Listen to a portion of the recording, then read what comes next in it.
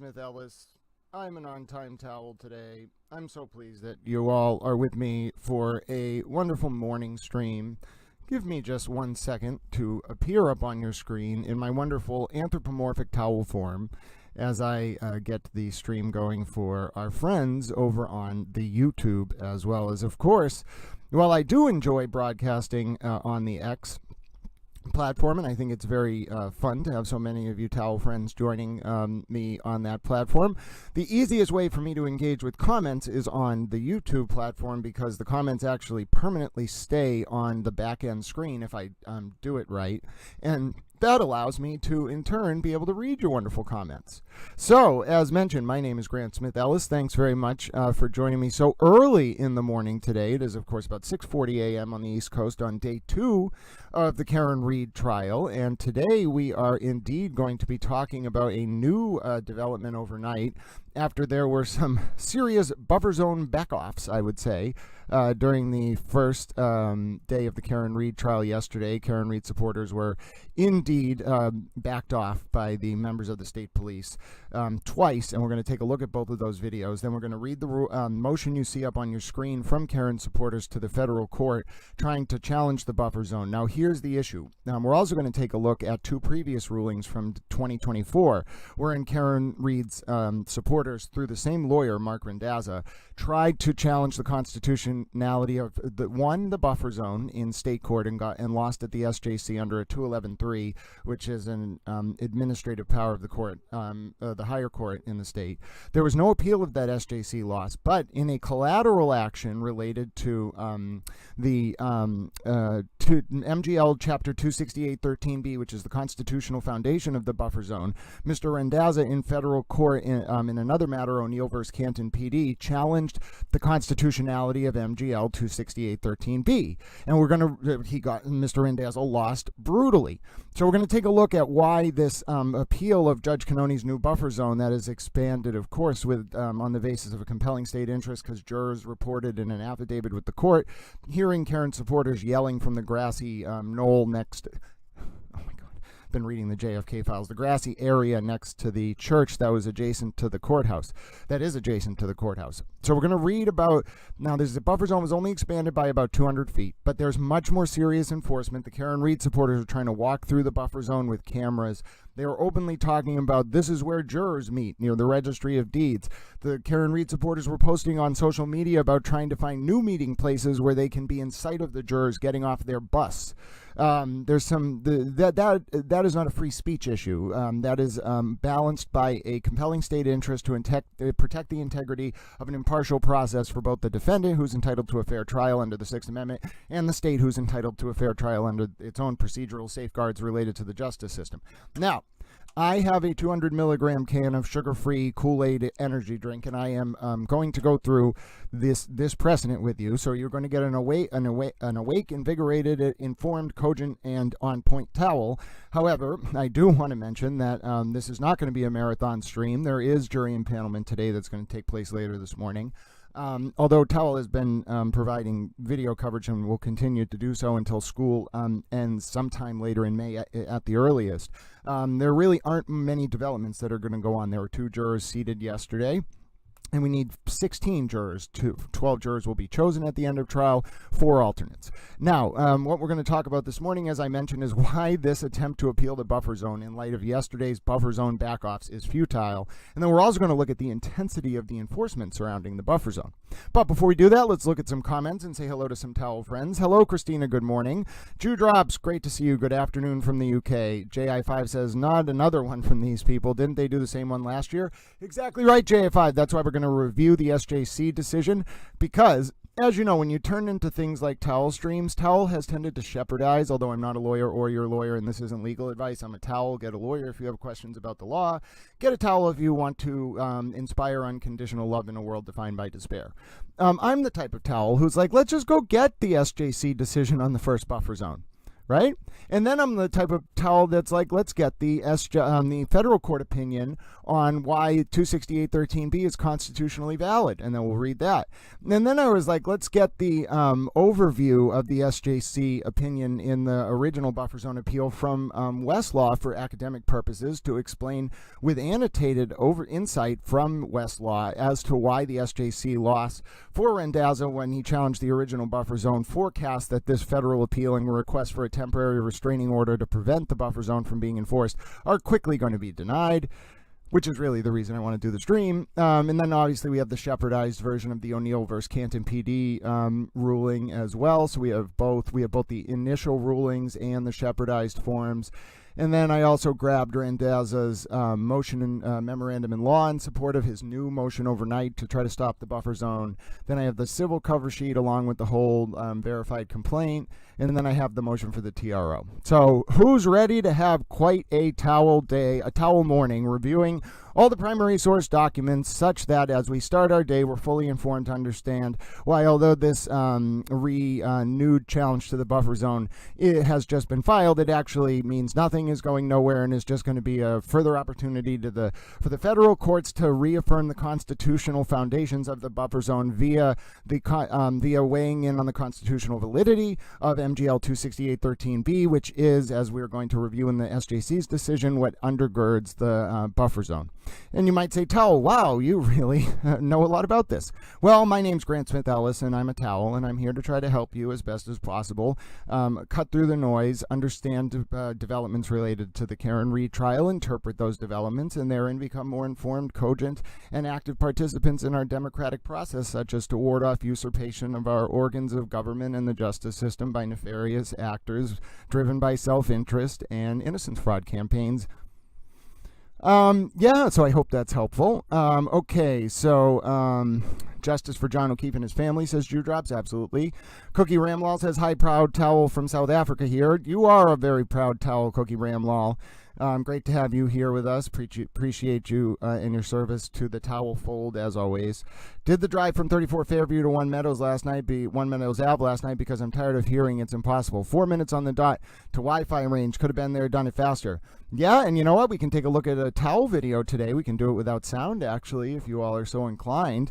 Because towel, what Rebob 07 is talking about there is people have been saying, oh, it's impossible for Karen to have driven from 34 Fairview to John O'Keefe's house between 12:32 and 12:37 a.m. On 1/29/2022. Are you sure about that? Because Towel did that drive, and I'm happy to show it to you all before we drive into the motion, but I think the buffer zone motion is more important. But yes, good job on doing that drive, Rebob. You also proved the point. Pink fluffy towel from the UK, says Drew Drops. Welcome. Grant, do you go in the courtroom every day? No, first of all, we have to win a seat, and I was not on the list this week. And even if I can get a seat, it probably won't be me in the courtroom for a number of reasons. One, I'm still in class, and I cannot miss any more classes. I'm very, you can see even on days where, I've maybe gone over to the courthouse for a few minutes and tried to ask Karen some questions. I cannot sit there because I cannot miss any more class. But I can, in between classes or after classes, keep an eye on what's going on, report on developments, track motions, and then once we actually get into trial, if I'm still in school, I'll be able to provide video coverage as needed. And also looking back, those archived videos that I made of testimony, which is very hard to do from the courtroom because it's not in sync, there's a lag. That video testimony is so valuable. I reference it all the time. I clip it, I reuse it, and you don't really get that level of granular insight into the testimony from the first from any trial if you're just typing it. And the big videos on YouTube, the 4-hour segments, just describe who's testifying and generally what they're saying. What you really need is each part of the testimony overviewed, clipped, analyzed, and quoted in real time, and that's what I'm going to do for the second trial. So yes, no, and I have a correspondent. I actually have a litany of correspondence. There's some movement. We are very quickly, I think, going to see a publication potentially established surrounding Towel. And Towel's very excited to be able to do that. And then Towel has like 4 reporters, I guess, who want to volunteer or just help for Towel. And Towel is very excited because they're not in the orbit of this case at all. So they'll provide Well, maybe one is, but the others will provide very nice, I think, independent perspective, independent from any one previously involved in this case, but also reflect Towell's erudite background and knowledge, because the people who will be helping will have read everything that Towell has written so far. Okay, so, and yes, Drew Drops, thank you. Apparently, one of the most helpful things you can do for this channel, if you enjoy primary source court documents like this and my analysis thereof, is to hit the like button or subscribe to the channel while the live video is going. I don't really understand that whole component of this all yet. I'm more interested in providing the information, reading all your comments and questions, and engaging with you. But Drew Drops is very correct. It really does help the channel if you subscribe and like the video. So God bless and thank you if you're able to. And I also realize it's early in the morning, so we're going to have a lot of European friends with us, and maybe some, obviously, South African friends, Australian friends, and then as the U.S. folks wake up, we'll say hello to them, too, in the next few minutes. Grant, can we all be Blue Towel as we came early? Yes, you can be promoted. You have been promoted. Congratulations. JI5, welcome to the wall of Blue Towels. Drew Drops, we can promote you as well, but you must adhere to the standards of the Towel Fold, which is people can make their comments, and this goes to anyone who's joining the Towel Fold as a an honorary towel. People can make comments so long as they're not discriminatory or derogatory, and so long as they're not sea lioning. Sea lioning is making arguments in bad faith consistently over and over to derail discussion. But on the whole, we tolerate all viewpoints and perspectives here as long as they're not derogatory, bigoted, discriminatory, or sea lioning. Yes, congratulations to the promotions and the new members of the Towel Fold. It is truly becoming a wall of blue. But yes, Blue Towel Army, justice for John O'Keefe. Absolutely. Blue towels for justice. Blue towels for justice for John O'Keefe. But yes, we have to talk a little bit about this motion for a TRO, and then it was just filed overnight. It's not really extensive. We're going to look at the two-page TRO. We're going to look at the complaint, and then we're going to, as I said, the more important part is reviewing the SJC and federal case law. The SJC case law is directly on point because it was a similar challenge to the buffer zone in Karen Reed's first trial. And then we're going to also take a look at the federal ruling in the O'Neill versus Canton PD case, which addresses the constitutionality of the statutory framework undergirding the legitimacy of the buffer zone being imposed, which we'll see from the SJC's ruling does involve 268.13b. So yes, God bless you all. Welcome. Good morning. If you're just joining, my name's GrantSmithEllis. It is early on this Wednesday morning, the second day of jury impanelment in the Karen Reed trial. And there we go. To set the stage, I think it's actually important we take a look at these two videos from yesterday that give an insight into the level of severity of the enforcement of the buffer zone around the Karen Reed trial. Oh, already got some ex-friends watching too, so nice to see you all so early in the morning. But let's take a look, as I mentioned, at the videos from yesterday that show the intensity of the enforcement of this buffer zone. And then, of course, you'll also see Karen Reed walking into court just completely quiet, surrounded by no one in a very unusual manner. So let me pull this video up for you. I got it up on the screen now. Let's get the volume going, and then you watch that, and I'll join you in 2 minutes and 30 seconds. I'm going to hang around with these other guys here. Yeah, hit that smash and like button today, guys. Helps a lot. Please.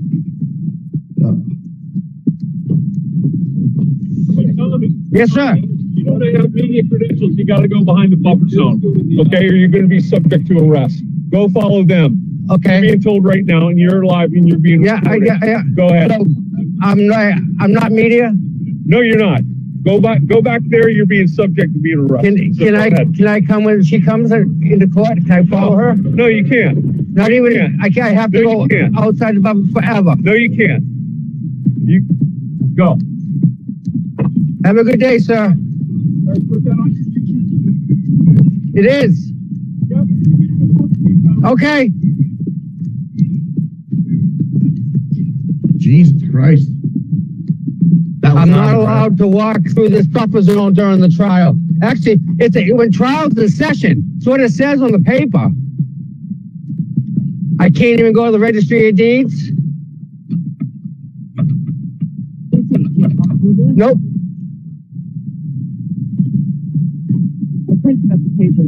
I'm not even, I have nothing. You have nothing. Like, that's Boston Red Sox. That's not offensive. Wow.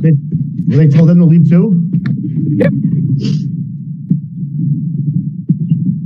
Oh, he's not playing around today, bro.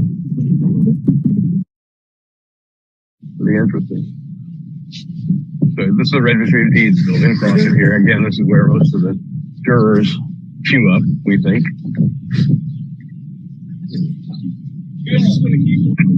Yeah. Okay. All right. We gotta check out what the This other right line here, is. Like, that's gotta go. It's violation of the rules. No, you have to spit You don't walk into it. I don't want to see you walking by here against you. Good time. Okay?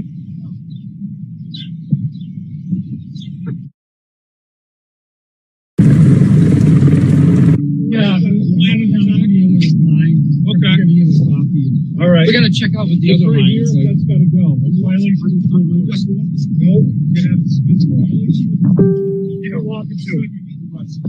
I don't want to see you walking by here against you. Good time. Okay?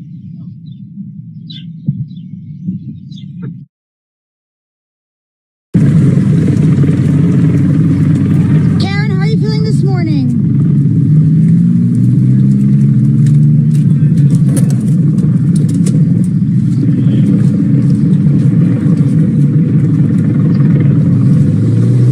So you can see very different atmosphere, very different dynamics, and very strict enforcement of the buffer zone. Now, if you're wondering, are the Karen Reed's fans feeling singled out, or no? Has the MSP shown no previous record of this kind of enforcement? No, that's not right. We can take a look at actually something from a towel zone perspective. I think I'm going to be able to find the video here. I think I said, like, makes me a sad towel.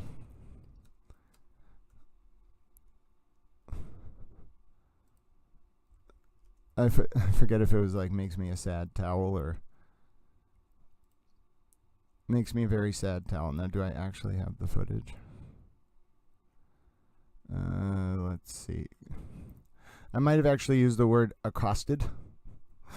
And I don't think I use that word very much either. I'm trying to find the video. Oh, I found it. Here we go. I'm such a towel. Now, you want to see if the MSP during the first trial was also willing to use similar tactics? Here's a video of Little Towel, who is credentialed media. The buffer zone was enforced. Now, the context here is earlier that morning, and we can watch it as well. This happened. So, mind you, Towel was not yelling this stuff at Karen. This was JLR, who had come in from out of town. So the MSP were on edge. But let's watch what happened on, April 24th, 2024, during the first Karen Reed trial, when JLR investigates showed up to ask Karen some questions and make some comments one day. All right. Good morning.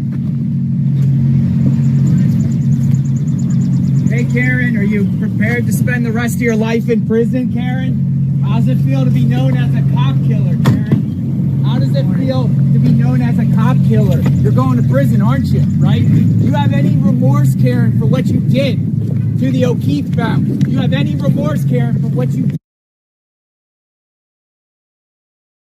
I'll play it back and let you watch it in full, but there was a moment there, I don't know if I've described this before, when JLR first comes up to her and starts asking questions. She actually looked at me in a way, she didn't say anything, but her eyes were kind of like, do you have anything to do with this? And you can't see me because I'm behind the camera, but I actually shrug and speak without speaking and kind of say to her, like, no, I have no idea what's going on, because it's true, I didn't know JLR was coming. I had no idea he was going to say that.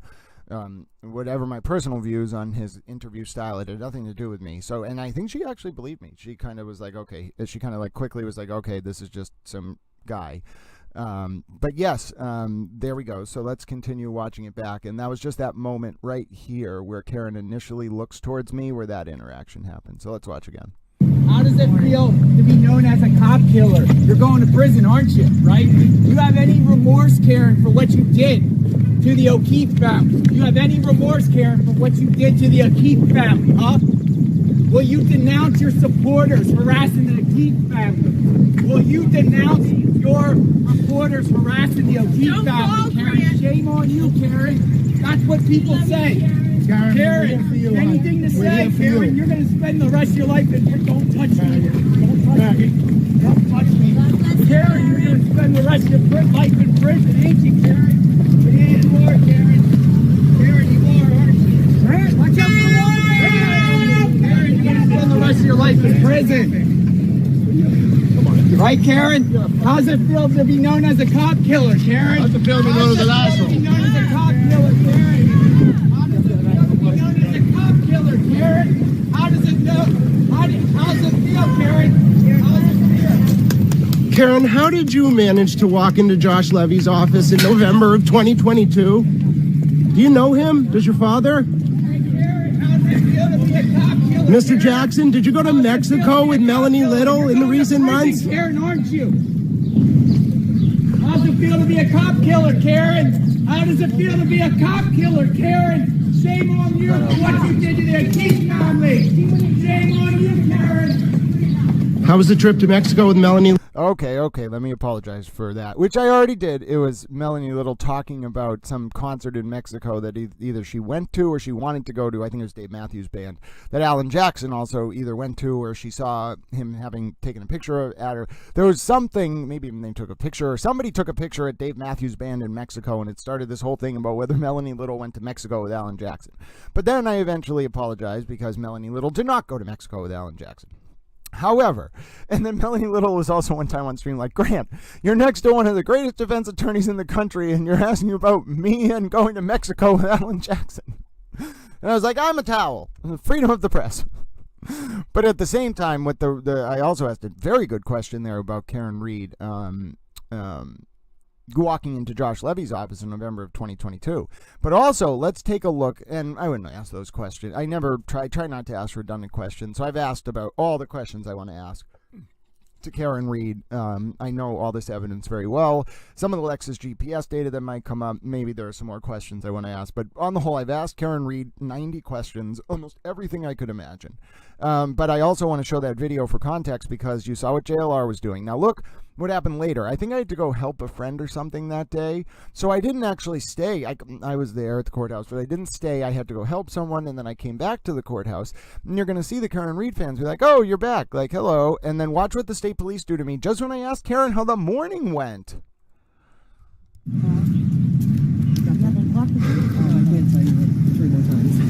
Oh, I didn't see you. Nice. I made it back. You made it back?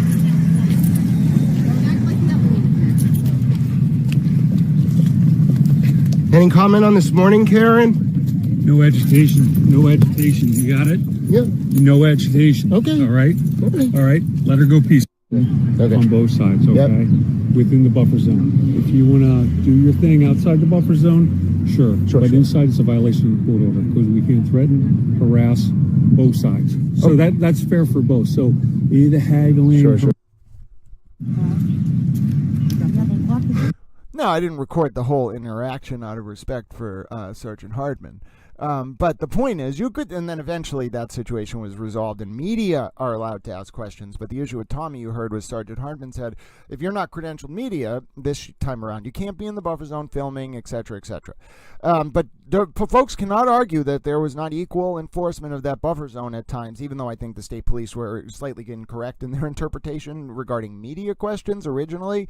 The state police were willing to enforce this buffer zone. He went hands-on with me, so I don't want to hear any complaints from the Karen Reed fans that it's only one-sided enforcement of this buffer zone. By the way, that clip was back in April of 2024, the one you saw where the MSP went hands-on with Little Towel.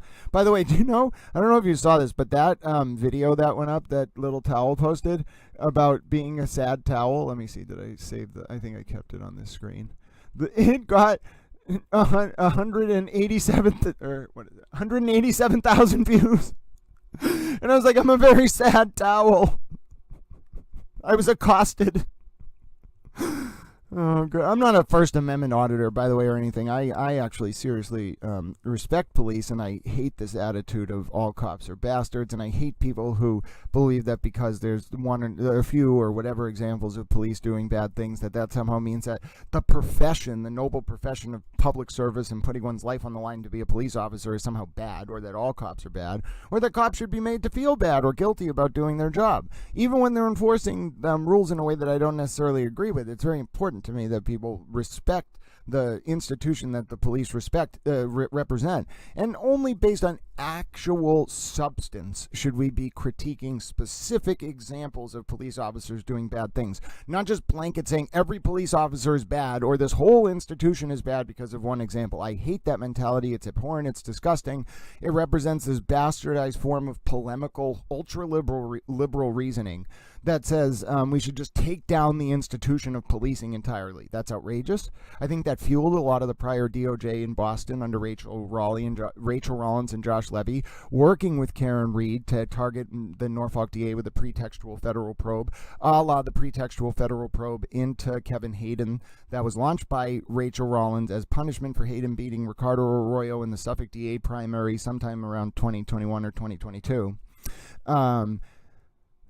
I think that's exactly the kind of stuff that drove Karen Reed to be able to tie it back in to my question I asked Karen that day. That's what drove Karen Reed to be able to walk into Josh Levy's office in November of 2022 and sell this nonsensical idea of a pretextual federal probe into John O'Keefe's death.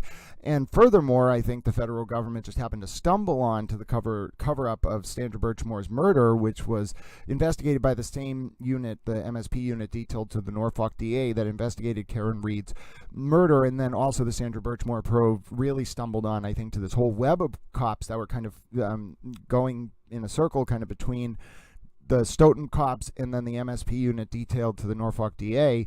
And I think that actually caused a lot of tension between the Canton police, who are, if folks don't realize how upright the Canton police are, I think it was former Chief Berkowitz who called the FBI about the Birchmore initial ruling by the MSP trying to say, by Fanning in particular, trying to say that it was Sandra Birchmore's death was the result of self-harm. Fanning used to be a cop in Stoughton, and I think Yuri Buchanan too. There's no doubt in my mind that ring of abuse in Stoughton was bigger than just Sandra Birchmore. There's no doubt in my mind it involved more cops than just Matthew Farwell, and there's no doubt in my mind that there's something serious going on with the ongoing federal probe into Sandra Birchmore's death. Remember, Matthew Farwell is charged under 11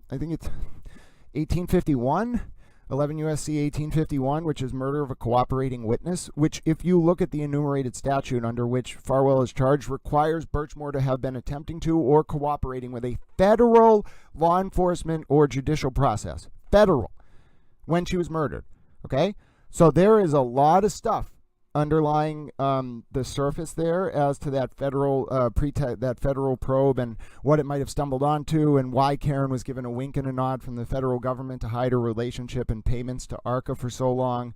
And then, to tie it back, the DOJ changes in late January 2025 to obviously, under President Trump and U.S. Attorney Leah Foley, a DOJ that is thankfully not of the ridiculous view that all cops are bastards. And then all of a sudden, all Karen's nonsense with the hidden ARCA payments and everything else. And then the U.S. Attorney Foley confirms, in the only way she can, pursuant to Section 25 of the DOJ Operations and Sections Manual, which is an enumeration of U.S. XRL 2EV Reagan from 85, the only way U.S. Attorney Foley can, by law enforcement partners as a proxy, via a letter I think that went out sometime in February or March, maybe March 4th, 2025, that the probe of John O'Keefe's death is over. So why does Foley do those two things? Force Reed's team to turn over this information about ARCA by way of a hint in a January 30th, 2025 TUI request, or a response to Hank Brennan that showed just a header of an email between ARCA or invoice between ARCA and Reed. Why give Brennan that hint? Why force those materials out? Eventually Reed turns them over, limited though they were, on February 13, 2025, a situation which, by the way, once Reed was forced to turn over those hidden payments and contacts, Judge Cannoni found on the record that Alan Jackson and David Yannetti and the whole legal team for Reed made material misrepresentations to the court about the existence of those payments and contacts throughout the first trial, including during the mid-trial voir dire of witnesses from ARCA, Rentschler, and Wolf during the first trial.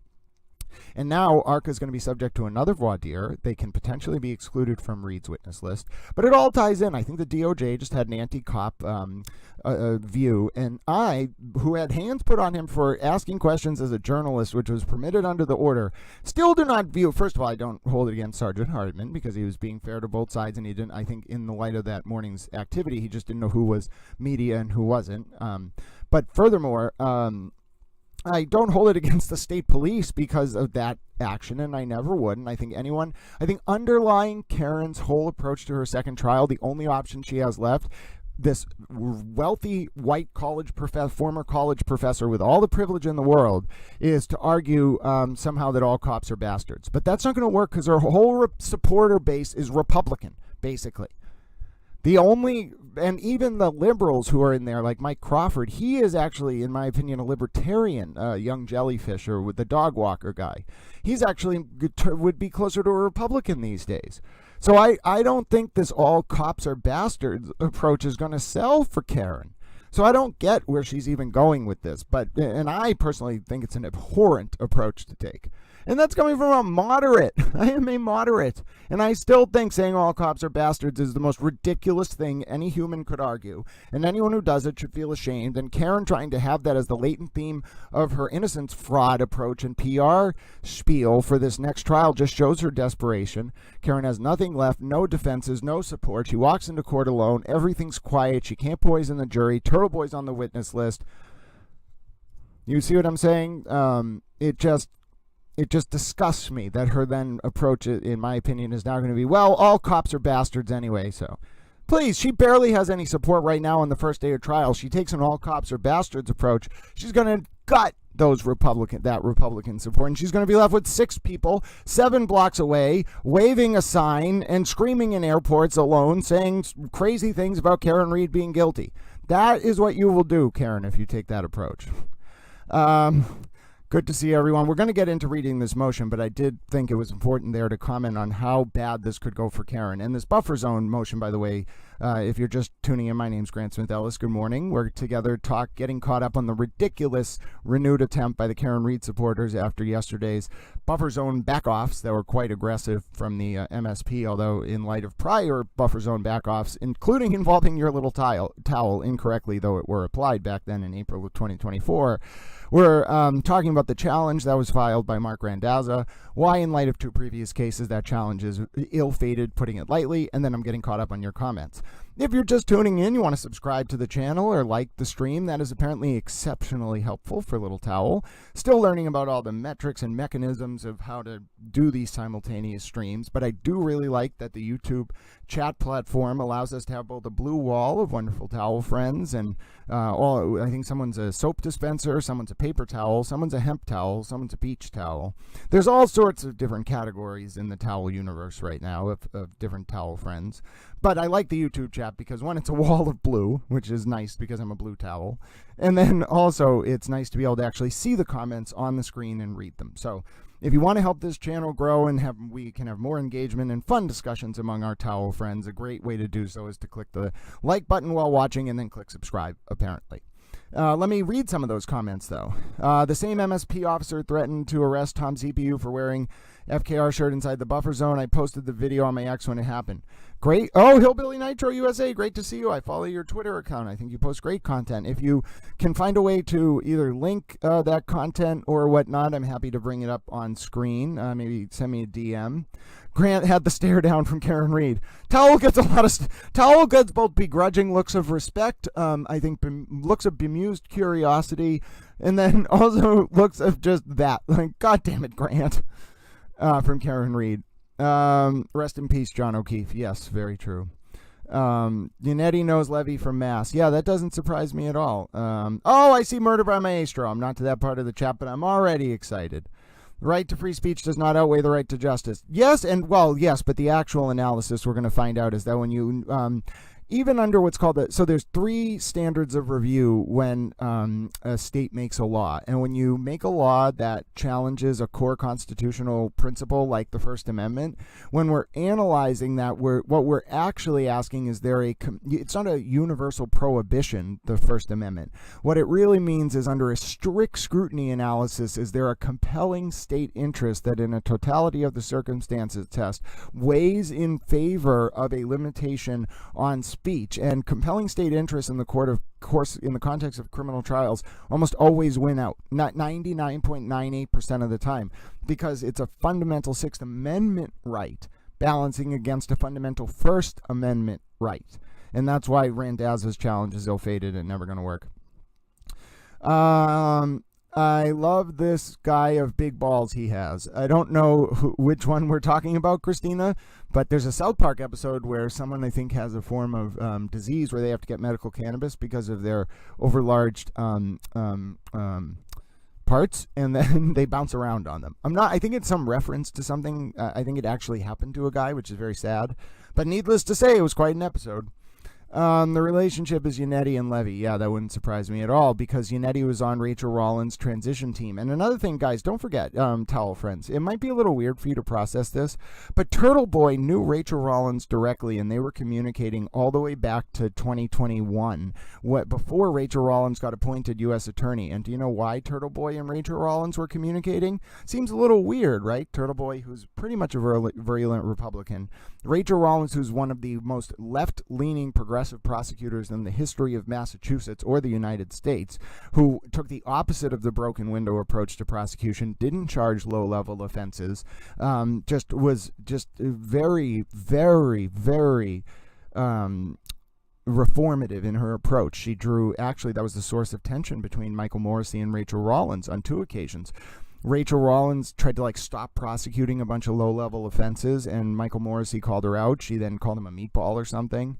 And then Rachel Rollins wanted to not give life terms as an available sentence for youthful offenders who committed murder between 18 and 25 years of age.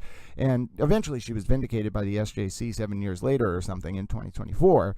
But at the time, it was very controversial, and Morrissey and a few other DAs weighed in. So that was actually the history of tension there. But would you ever wonder why would Rachel Rollins and Turtle Boy be talking directly about and what they were talking about is even weirder. There was a woman named Rayla Campbell. She was a Republican spoiler candidate who ran in a few different races, but the operative race for our purposes was the race between Representative Joe Kennedy III and Senator Ed Markey in 2020 or 2021.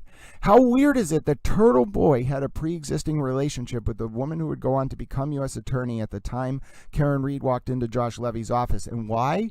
Why did Turtle Boy have that relationship?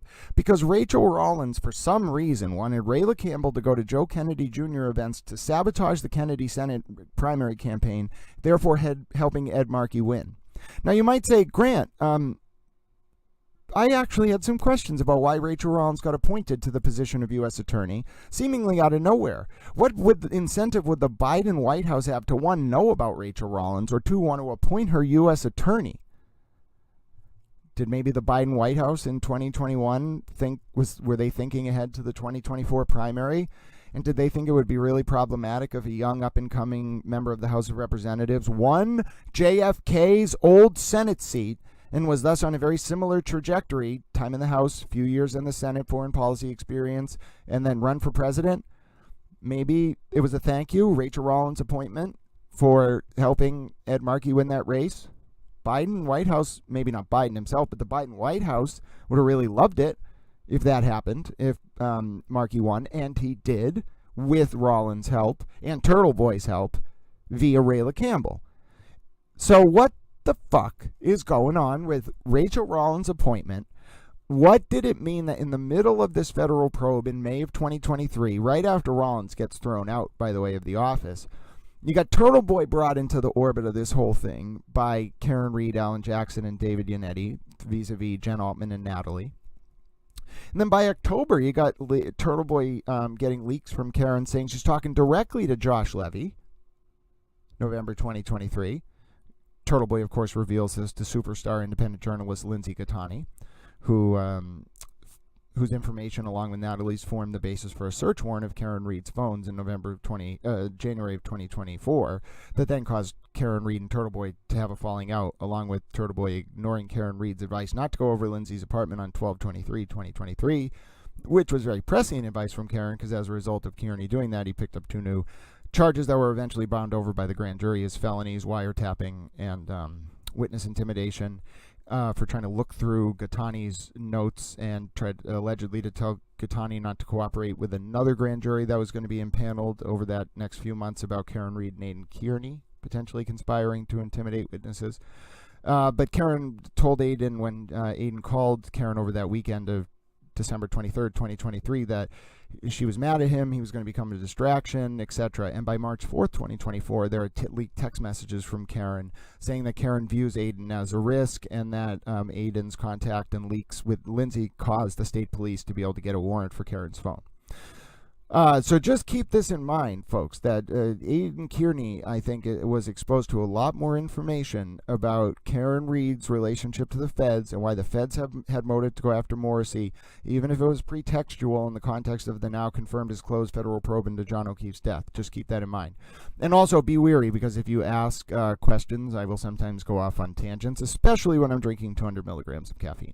But yes, great to see so many Towel viewers joining us on the YouTube. I always appreciate folks joining in and asking questions and comments, and I will try to get through all your comments so we can also analyze this new very weak buffer zone motion that's going to be summarily denied, both the TRO and the motion on the merits up at the federal court, related to attempting to challenge Judge Cannoni's new buffer zone. And of course, Randazza didn't even bother challenging this in the Massachusetts Supreme Judicial Court because it would be res judicata, because he had already challenged the first buffer zone. And Randazza must have determined that the expansion of the 200 feet based on the jurors from the first trial, or at least one juror submitting an affidavit to the court saying that the buffer zone, as previously constituted, allowed some of the Karen Reed fans to yell things or scream into the court and cause horns to blare during deliberation.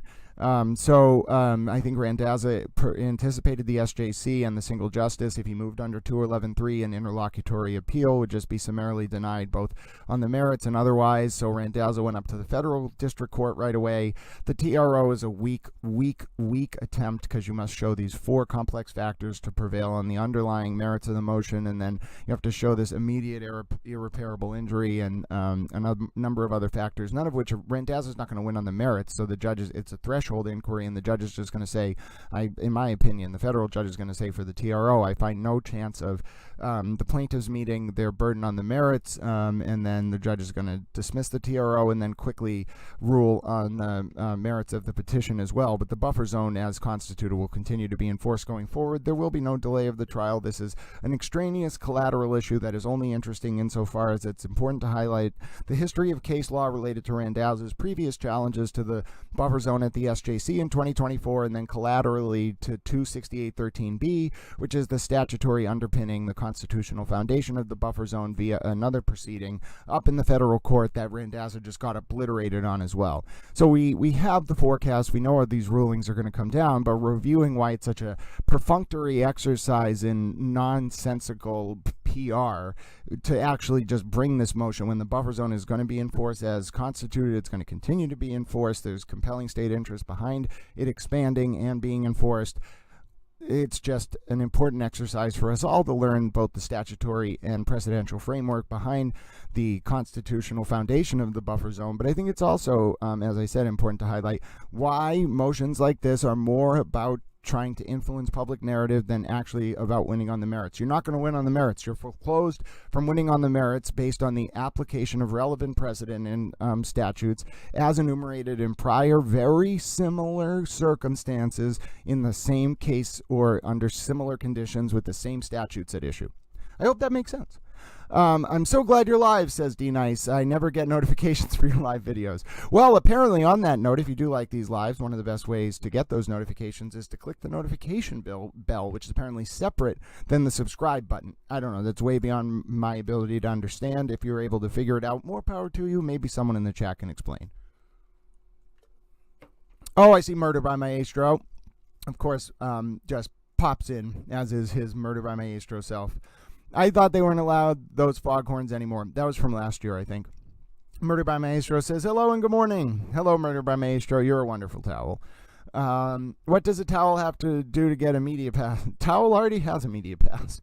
But you have to win selection to the actual lottery. And even if there are days where even if there are going to be times when no matter what, actually for the next multiple months, I am in school and I have to do remote coverage no matter whether I win or whatnot. I could have gone down there and asked questions yesterday. I just simply did not have the time. I had 3 classes. He's literally on the list. I know he's literally on the list, says Lazy Susan. I know because I put in an application to get on it with my credits. I don't have an official press pass. That's so weird. Yeah, I mean, if you look at the Mass SJC list, I'm on it. Sadly, no one will tell me anything about how I get in the lottery if I do get on the list. Oh, I'll tell you. I mean, Lazy Susan, if you get an SJC 119 credential, I'll tell you how to apply. It's not that hard. You have to do it during a very specific window, and you have to send a very specific email to a very specific person. But yes, as long as you're credentialed, they'll tell you how to do it. The work granted during the first trial was the most reporting of anyone there. I have a press pass. I have one. If you all go on the Mass SJC list, I am registered, GrantSmithEllis, under my Patreon. Yes, of course, Lazy Susan. As I said, just follow up and I will help you with that if you get registered and accredited under 119 Part B. Murder by Maestro was just looking at the form. Good. I have the credits and filled out the application. I don't see why they wouldn't let me on the list. Well, I can't answer that, but I can certainly look and try to figure out more about your application. Let's see. It just went in yesterday, says Lazy Susan. All right, so follow up with me. Out of state, yeah, that doesn't matter. We have a lot of out-of-state reporters from Court TV, whatever. Angela Wittick says, good morning, towel friends. Yes, great to see you. Leah says, hello, Gran and chat. Great to see you. Great to see you, Bella Davis. Let's see. Maui Swift, nice to see you, of course. Great to have you here. Thank you for all you do, says Miss Lisa. Oh, I'm very happy to help. I'm actually getting caught up on all the comments now so we can dive into this wonderful motion. And don't forget to apparently support the channel by giving a like and a subscribe. I'm trying to understand why that's important, but yes. Grant, you are speaking so fast it's hard to follow. I think you can actually slow down the speed, but I'll do my best. It's not my fault. I warned you yesterday or 2 days ago I had 110 milligrams of caffeine. That probably kept things relatively moderate as to pace. But now you have me drinking 200 milligrams. We're at the start of the day. I'm well rested. We have interesting federal and state motions and precedential history to go through. So I'll do my best to temper my cadence. Can Turtle Boy be in court every day as media, even though he's on the witness list? No. As soon as Turtle Boy starts, as soon as the presentation of evidence starts, Turtle Boy is sequestered, and then he can't come back until after closing arguments. Karen contacted Robes and Gray attorney's office, which is who Levy worked for and also retained by Bentley. I'd never heard this before. Who said that? That wouldn't surprise me. D-Nice, he cannot listen to any testimony. That's correct. And that subpoena for Turtle Boy to testify is not going to get quashed because he's going to be used for consciousness of guilt evidence, in my opinion, to show Karen conspired with Turtle Boy to torment witnesses. And then that gets used against Karen, even though there's no underlying criminal charge against Karen for witness intimidation. Under Borgelli from 87, and then Commonwealth v. McCarthy, which is in footnote 2 of the court reporter's notes to the model jury instruction in Massachusetts on witness intimidation in the context of consciousness of guilt. You don't need an underlying criminal charge. You can sustain a joint venture. You can meet the threshold for the evidentiary threshold for a joint venture for the purposes of introducing consciousness of guilt evidence and getting the instruction to the jury saying that evidence shows Karen's guilt. If you can show an underlying act. You don't actually need a criminal charge. You need an underlying act and preponderance of the evidence that it relates to intimidating witnesses. Now, the U.S. v. Elmazian from 2011 in the Fifth Circuit says you can have a lawful joint venture to establish this kind of thing under the 801 D2E, the co-conspiracy exception, which is an analogous analysis when looking at the joint venture for the purposes of getting a consciousness of guilt instruction. But I don't think the Massachusetts courts are going to adopt Elmazian's Fifth Circuit logic of a lawful joint venture. So I think you need probably probable cause, or more likely preponderance of the evidence, to actually get Turtle Boy in, and to get the evidence in, and to get the consciousness of guilt instruction. But I think Brennan's got it. All right. What do you think? Why do you think they have not charged Reed with WI? Oh, I think it was mentioned the other day, Special Prosecutor Cosgrove, that it's still an open investigation, and I'm sure they could be recharged with new evidence, even though a grand jury, no true bill in March of 2024. There's so much new evidence that has developed since then, that especially leaked May 2024 group chats showing Kearney basically saying directly to Jenna Rocco and others that Karen Reed told Kearney to run Jen McCabe's plates and ask her questions at kids' lacrosse games, a fact further to attested to by the reality that Richie Microdots, Karen Reed's Karen Reed's client, that was eventually publicly announced, went with Turtle Boy to that children's lacrosse game. I think they haven't charged them because they want them to cooperate against each other. Either you give Turtle Boy a continuing, remember, if Turtle Boy gets called to the stand, he's concurrently charged with the Fifth Amendment, with felony witness intimidation in the context of Karen Reed trial witnesses and independent journalist Lindsay Catani, all as named victims. If Kearney gets a grant of immunity, right, he can't get up on the stand and do what he would do otherwise, which is say, I'm taking the Fifth because I have an open criminal case. If he gets a grant of immunity, which is what I'm expecting, or at least talks to happen about this, then Kearney testifies, can't invoke the Fifth Amendment, and if Kearney really wants a deal, Hank Brennan will give him what's called a continuing cooperation agreement. So Kearney gets a deal on all his underlying criminal charges, wrapped up in a neat little bow and disposed of. The record will never go away, but it will get disposed of. And then, but as a condition of that, Kearney has to cooperate against Karen Reed, probably not only during Karen's trial, but maybe against in a simultaneous grand jury proceeding for an indictment related to WI under 268.13b, and then under conspiracy under 274.7. Although I think you can really only charge conspiracy. You can't charge conspiracy with the underlying act in Massachusetts, so Karen Reed's likely to get indicted just under 274.7 if it happens for conspiracy. Now, maybe maybe the other charge not related to WI, but you can't get charged with the underlying charge and conspiracy, apparently. But anyway, so that would be huge for the state. It's a backup criminal case against Karen, although I think Karen's going to get convicted on one of her charges during the retrial. But also, it guarantees Kearney's cooperation. Now, Kearney's in a no-win situation because say he doesn't cooperate, he's still going to get called to the stand. He can get a grant of limited immunity against his will, like happened to Little Woody or Chelsea Manning, take your pick, on the federal or state level. And if Kearney tries to invoke the Fifth or not testify after the limited grant of immunity, he'll just be thrown in jail, until he either testifies or the case ends. So it's a no-win situation. Now, Karen, I don't know if she's going to be able to pull this off, but she might have an opportunity to do the same thing, testify against Kearney pursuant to a continuing cooperation agreement, dispose of the John O'Keefe charges, perhaps like manslaughter, OUI manslaughter, 3 to 6 year sentence cap recommendation from the state, contingent on a continuing cooperation agreement where Karen testifies as the star witness in all of Aiden's open felony proceedings, and Karen testifies in any pending or ongoing or future grand juries against Aiden related to these charges. You see how it goes both ways? So Karen, if Karen testified against Aiden, and Karen got the deal first, Aiden's going to do like 80 years in prison.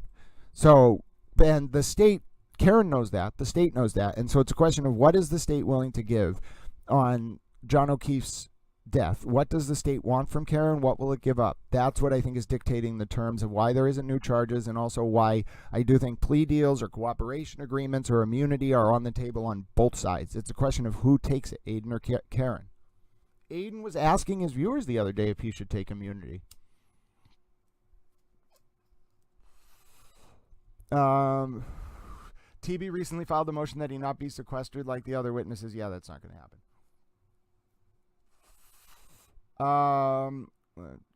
So much evidence of her guilt. Great to see you. Let me be frank. Oh, who do we have?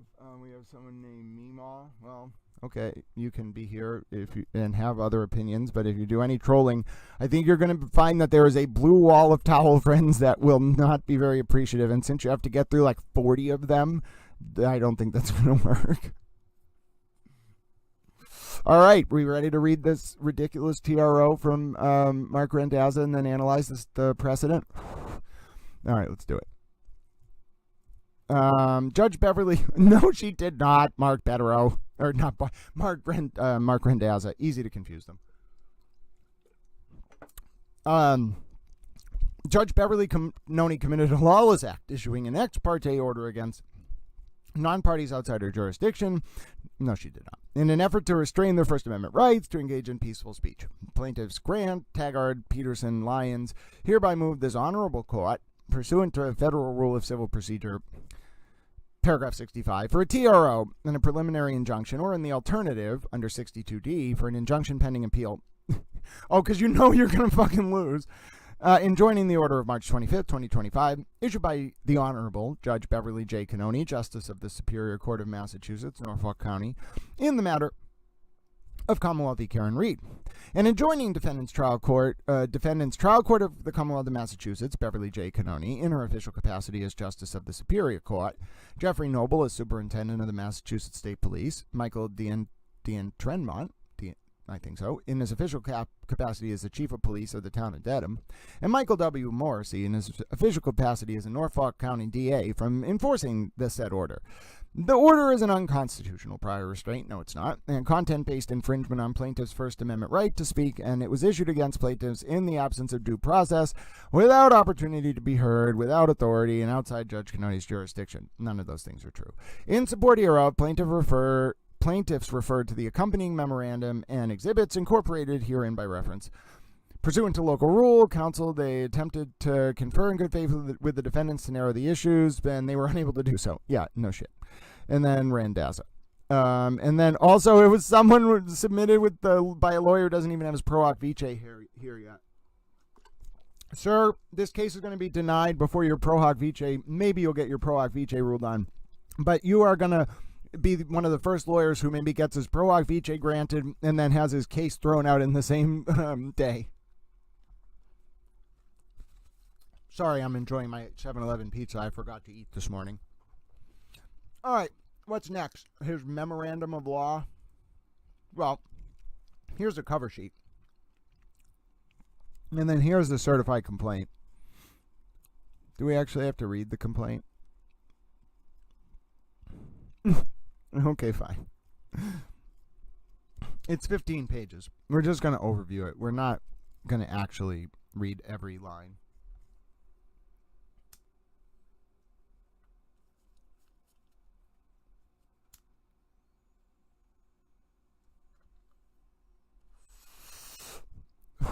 No, the Randazza is like their primary concern is they want to criticize Judge Cannoni. Mr. Randazza, sir. I am a towel. I know you are not a towel, but I am a towel. And sir, Mr. Randazza, sir, I would like to point you to this document in the bottom left. I'm not going to bring it up on the screen, but, well, I guess I can. Hold on one second. I have to be a towel to do this. Oh, look, it's covering my head.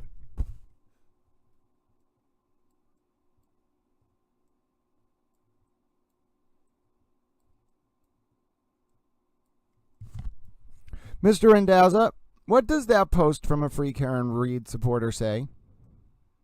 What does that say? I just went down to the courthouse to check out the buffer zone. This is a quote from a Free Karen Reed supporter. I'm wondering if anyone has a plan for where to gather tomorrow. Maybe near Franklin Square?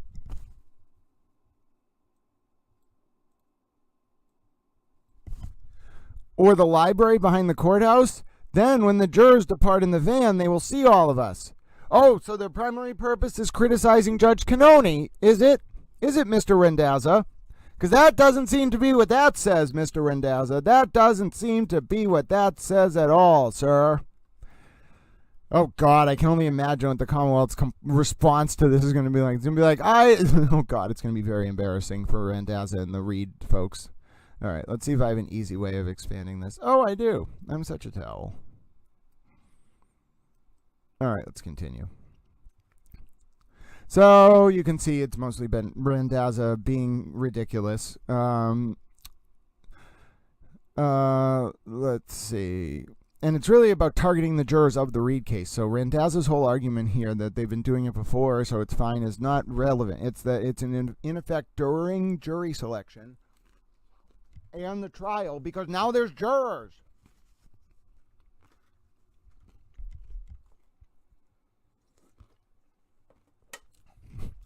Judge Cannoni has found pretext. It's not pretext. It's a compelling state interest. Judge Cannoni joyfully, it wasn't joyfully, it was because of a motion from the Commonwealth. And then Randazza argues that it violates free speech and due process. And then they want their TRO, and what do they want? They want the order denied. Yeah, and they want it. They bring it under in 1983, the Civil Rights Statute, of course. Let's see. We go through the. Did you actually say died? How about was murdered, Mr. Randazza? You're such an obvious Karen Reed partisan. So it goes through the history of the case. It goes through the issuing of the buffer zone order. Goes through the content, the 400 yards. The really only difference between the first trial is it's expanded in a little bit on one side of the courthouse. Judge Cannoni's order issuing, and now we see the plaintiff, one of the guys who walks Karen out of court, along with Minion Mike. I think that guy's fine, but he hangs out with the redhead girl who's relatively. She's always nice, and she takes pictures of me. She's a pretty good photographer. She captures. I don't know if I actually see them posted, but I see her taking pictures, and she definitely knows what she's doing in terms of capturing the angle, and she does well for a photographer in that she just kind of blends in. She's not the action; she's just tactically placed to capture interesting things happening. She talks to him a lot. But anyway, I don't know this guy very well. He seems to be nice enough, though. He never has had a problem with me. And then Minion Mike is the other guy that walks Karen out. And Mike's a nice guy. He had some health issues over the past year, but I hope he's doing better. And he does seem to be doing better because he's been around the hearings more. It's not about... Judge Cannoni didn't issue the buffer zone previously, Randazza. It's about going forward. This is a terrible motion. The whole legal argument is trying to focus it on Judge Cannoni, but it's not about the protesters talking to Judge Cannoni or anything. It's about insulating the integrity of the process, and the jurors were the clear target of these Karen Reed protesters. Plaintiffs, you are going to get arrested if you violate the buffer zone order. And there are actions being taken place right now to enforce the buffer zone, and it's not just the Dedham police, it's the state police. So the cause of action is under 1483, arguing the order is facially unconstitutional, that you're going to lose on that. And then it's also, what does it cite as the so while the Supreme Court has upheld a statute relating to picketing or parading near a courthouse, yes, it's Texas v. There's a Florida case. So first of all, it goes to I think Texas v. Johnson, Reverend Johnson, which was picketing near a courthouse or something, and then it goes to a Miami statute. Now, Texas v. Johnson didn't actually rule on the picketing near. Oh, it did rule. He got a 5-4 decision, and then it comes back up again. Actually, no, he won. Reverend Johnson won, but then it got overturned by this Florida case where 3 students or something did get convicted for picketing near a courthouse, and that Florida case is definitely what Randazza is referencing. And the reason why that case is big because Justice Hugo Black or something was incredulous at Justice Byron White or one of the justices for not convicting. It was actually Cox v. Louisiana. For not convicting Reverend Cox. And so when the Florida case came up with the students, Justice Black, the political constellation of the court had changed. Justice Black was like, I'm going to establish this precedent, and it's never changed. So that's what Randazza is talking about, the case that overturned Cox. Adderley v. Florida. I can't believe I remembered that. That's a really hard case to remember off the top of my head. So Cox is listed up there, but the Adderley case I remembered off the top of my head. Mind you, Adderley overturned Cox. So, what the fuck are you saying, Randazza? Adderley overturned Cox. Cox escaped conviction by 1 vote on picketing near a courthouse. Okay, the court didn't even really reach the merits. The more relevant part of this is Adderley v. Florida. You're going to get crushed again, Mr. Randazza, because it's a disingenuous legal argument. And any federal judge reading this is going to know about Black's opinion in Adderley v. Florida. Okay? And they're not going to contrast your argument with Cox because that's not controlling on the issue. Adderley is controlling.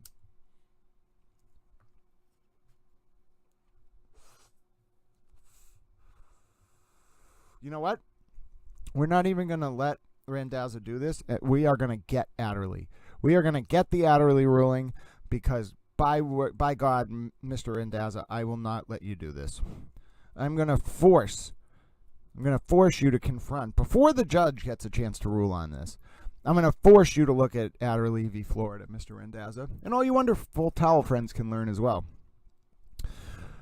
Adderley v. Florida came after Cox v. Louisiana.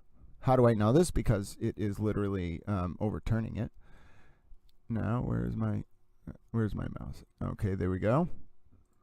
Let's see the summary. See, I told you 32 students were were members of a group of about 200 who were on a non-public jail driveway, which they blocked and on adjacent county jail premises had by singing, clapping, and dancing demonstrated against their schoolmates' arrest and perhaps against segregation in the jail and elsewhere. The sheriff, the jail's custodian, advised them that they were trespassing on county property and would have to leave or be arrested. The 107 demonstrators refusing to depart were either arrested thereafter and convicted under a Florida trespass statute for trespass with a malicious and mischievous intent. Petitioners contend that their convictions affirmed by the Supreme Court of Florida and the District Court of Appeal deprived them of their right to free speech, assembly, petition, due process, and equal protection. Held. The Florida trespass statute here applied to a demonstration on the premise of a jail, which is built for security purposes and is not open to the public, is aimed at conduct of a limited kind, and is not unconstitutionally vague. The doctrine of abatement is inapplicable here. The abstract proposition that petty criminal statutes may be used to violate minorities' constitutional rights is irrelevant to this case. There was ample evidence to support the conviction. So Adderley actually dives into picketing near a courthouse, although it was in the form of a trespass statute. It more had to do with the content of what they were doing while they were on the property, and it's directly in opposite to what Randazza is claiming, and it overturns Cox. And mind you, Cox wasn't even really, it was dicta as to the 5-4 on the picketing a courthouse conviction. Cox barely escaped conviction on that. It says it's solely about speech. It's not. It's more about the impact on the jury. And now we get reduced jurors' exposure to extraneous, what it should say, noise in public speech. It says it's unconstitutionally vague. Yes, you can. Wait a minute. What do you mean you cannot demonstrate the bounds at all? First of all, let's just take a look. It was the Dedham police, folks, okay? The Dedham police who posted the bounds of the buffer zone. And how do I know this? Because Dag Navitt, I think, posted it. Now, mind you, let's take actually a second, not to be a braggadocious little towel, but if we want to actually talk about this buffer zone, okay, then let's start by talking about what the buffer zone looks like compared to the new buffer zone compared to the old buffer zone. And I think we should be able to do that quite easily. Do you know why? Because your friendly, little, amiable, wonderful towel just has random documents that he can reference in his mind at all times and then bring them up for you wonderful towel friends. So let's take a look at that. That's the old buffer zone, okay, in blue. That's the new buffer zone in red. That's fundamentally what we're talking about here. Now, Mr. Randazza just said a statement about how there was no understanding of what the buffer zone looks like. Back on March 26th or whatever, way before the trial even started, Little Towel had already begun the process and was able to demarcate a very appropriate and nearly 100% accurate map of the buffer zone. Okay, Mr. Randazza? Now, let me bring up another piece of evidence here for my towel friends, which is that the Dedham police subsequent, and I think before the filing of Mr. Randazza's documents, also put out a community bulletin on Facebook. Now, maybe they have a Twitter as well, although I'm not 100% positive. Yeah, they do. They don't follow me. What a shame. Let's see. Yes, they did. They put out a post on Twitter as well, but it did not contain the actual map. So, and then someone told them to go F themselves. What is wrong with you? What I need to do is go to Dagnabbit's post, and Dagnabbit actually was kind enough to bring over the map that the Dedham police posted. Thank you so much, Dagnabbit, for that. And if we take a look at Dagnabbit's, it was actually Didi, and then Dagnabbit reposted. Of course it was Didi, because Didi is like a superhero. Didi is the most, other than Towel, Didi is the most conscientious consumer of Karen Reed trial documents that I've ever seen in my life. Now let's take a look. Hold on, let me bring the map up a little bit. Is that hard to understand, Mr. Randazza? That's what the Dedham police posted along with their community bulletin. They didn't have trouble mapping it out. Towel didn't have trouble mapping it out, but Mark Randazza thinks he's going to argue to a federal court that he was unable to understand the bounds of the order. No chance, Mr. Randazza. No chance. We're not reading 34 pages of this. I think probably most of it's exhibits. Yeah, so you're not going to get a ruling on it being unconstitutional when your two arguments are that your argument is that Judge Cannoni is doing this because of speech about herself, which is wrong. It's about the impact on the jurors. And then your second argument is that you can't understand the bounds of the order and you don't understand how the actual boundaries when that's obviously wrong on two accounts. Oh my God, this is not only ill-fated, there is no substance to it. That's a terrible argument.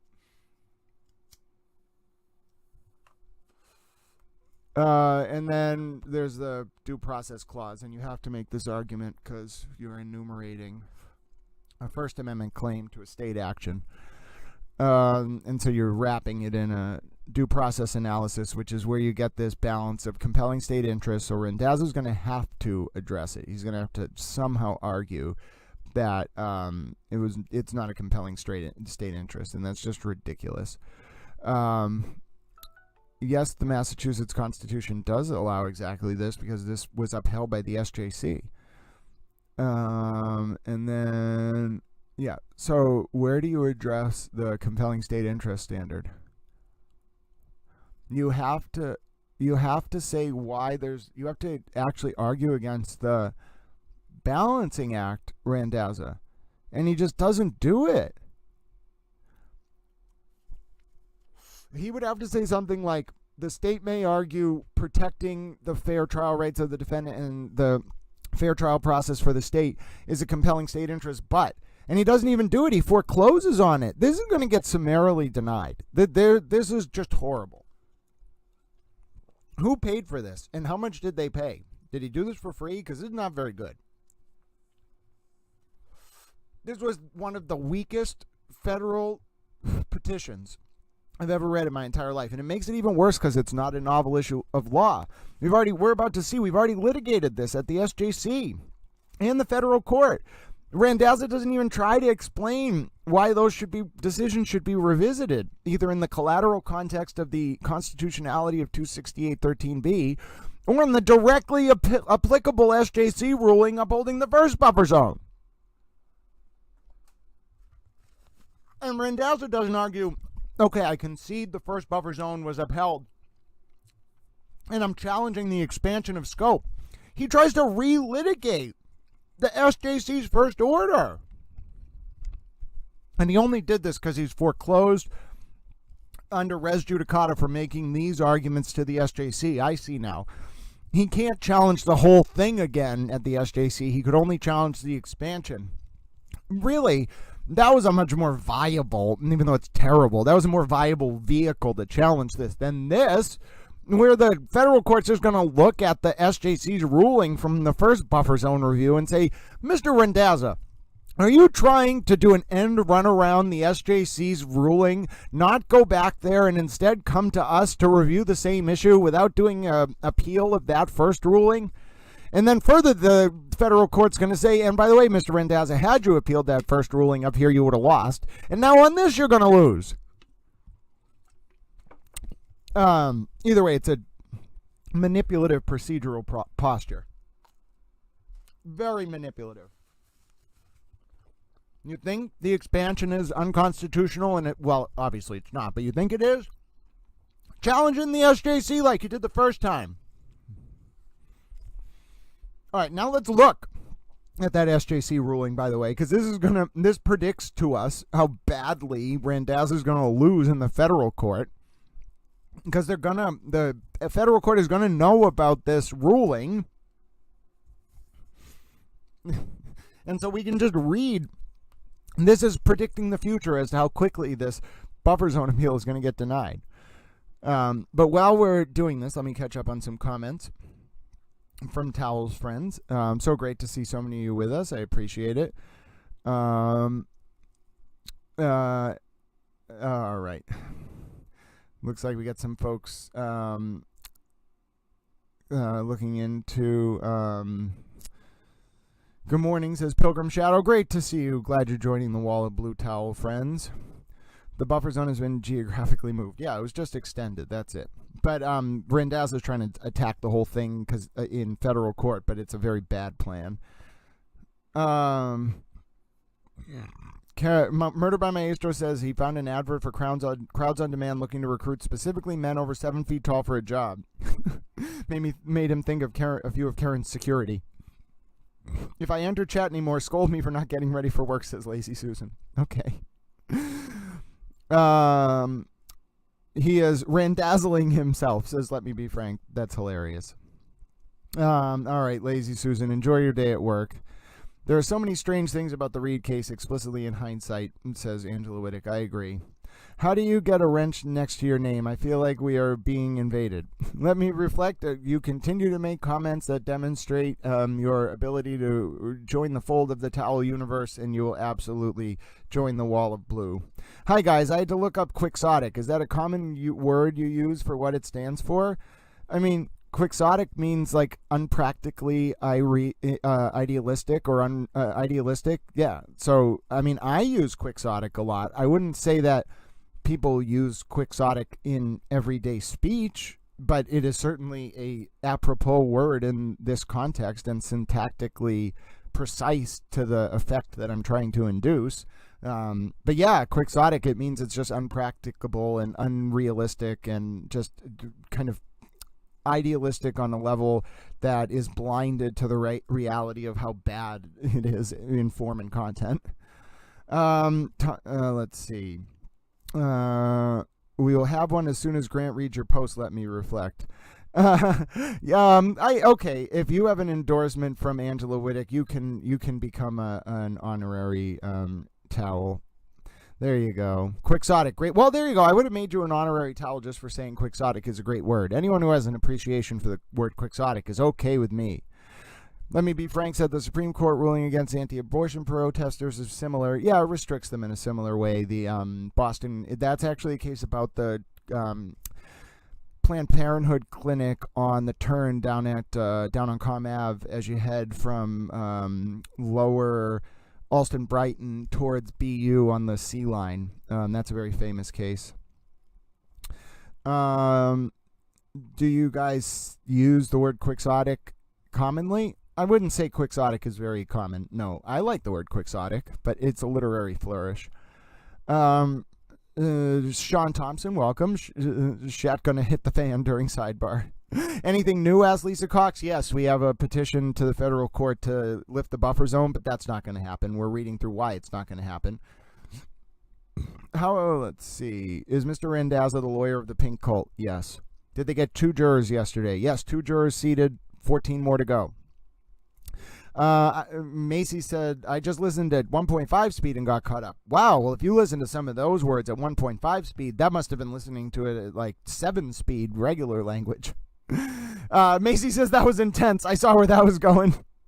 And let's see. Murder by Maestro said Roberta glasses for a show 7 years ago. She has seen it all in that time. I think she also wrote a book. And yeah, she did attend trials in New York courts or something. Did Roberta write a book, Murder by Maestro? I want to read it. If she did, I'd be very interested. I think it was about some other trial. Lackadaisical said, that's why I like Grant and Roberta's community. So much common sense. Oh, yes, and a lot of towel love here.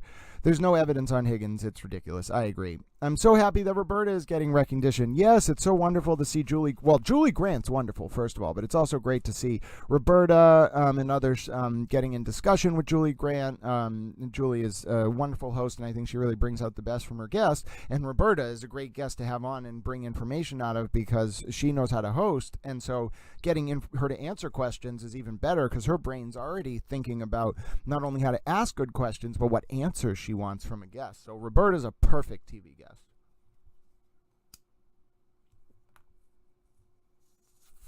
I agree, Murder by Maestro. I think Julie Grant really does enjoy Roberta Grant's. Julie Grant does enjoy Roberta Glass's presence. Let's see. Angela,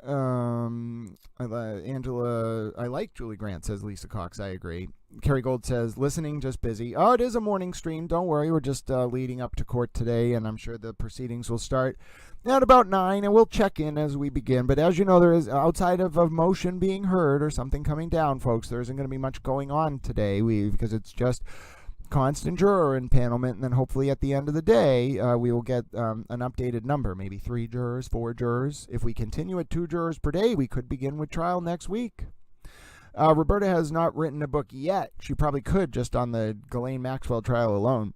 Yeah, but if you're going to write about the Ghislaine Maxwell trial, I hope you are ready to be spied on by Israeli intelligence for the rest of your life.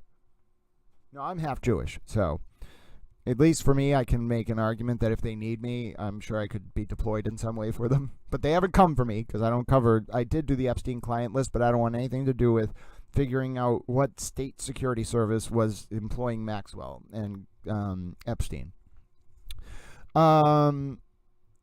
It was also amusingly fitting to get a face to Roberta's voice. I was totally, yes, I was totally off. I couldn't picture what Roberta looked like either. Look at you, you're blue, says Soil Nina. Well, with such a wonderful celebratory attitude, you can join the wall of blue.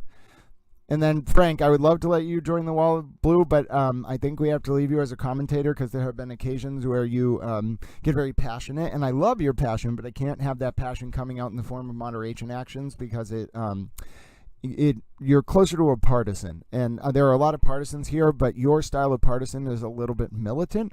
So Tao respects what it is that you bring to the table, but I think that there are demarcated limits of your impartiality, which is not bad. There are people who are, if you were confronted with an invasion of Europe by fascists, I'm certain you would join the Dutch resistance and manifest your militant partisanship in a benevolent way.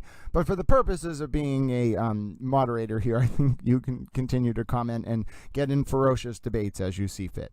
Let me be frank, says I am a rebel.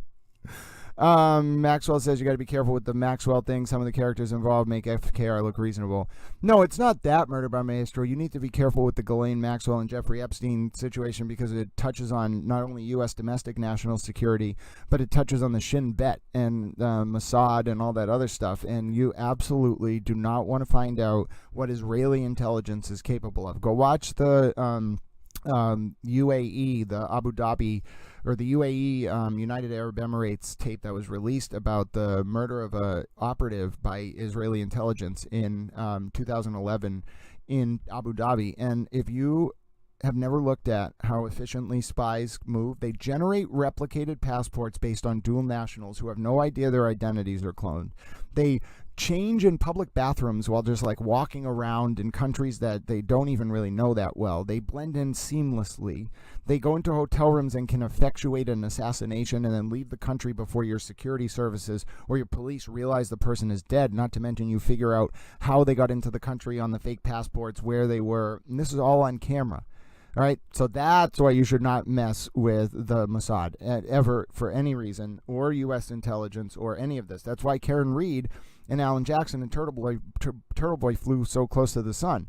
The Mossad operates on a level that none of us will ever understand, and we should not aspire to understand. And if you start understanding it, run the other direction or get involved with them. But the U.S. state intelligence services and the FBI and the DOJ and the Mass State Police, I hope you all realize they are just intelligence services. Yes, they prosecute crimes, but that's not the primary role. They're intelligence gathering operations, okay? So that's what folks should always keep in mind. There are rings of intelligence. There are levels of intelligence gathering, signals intelligence, human intelligence. And it also scales, local level, state level, federal level, international level.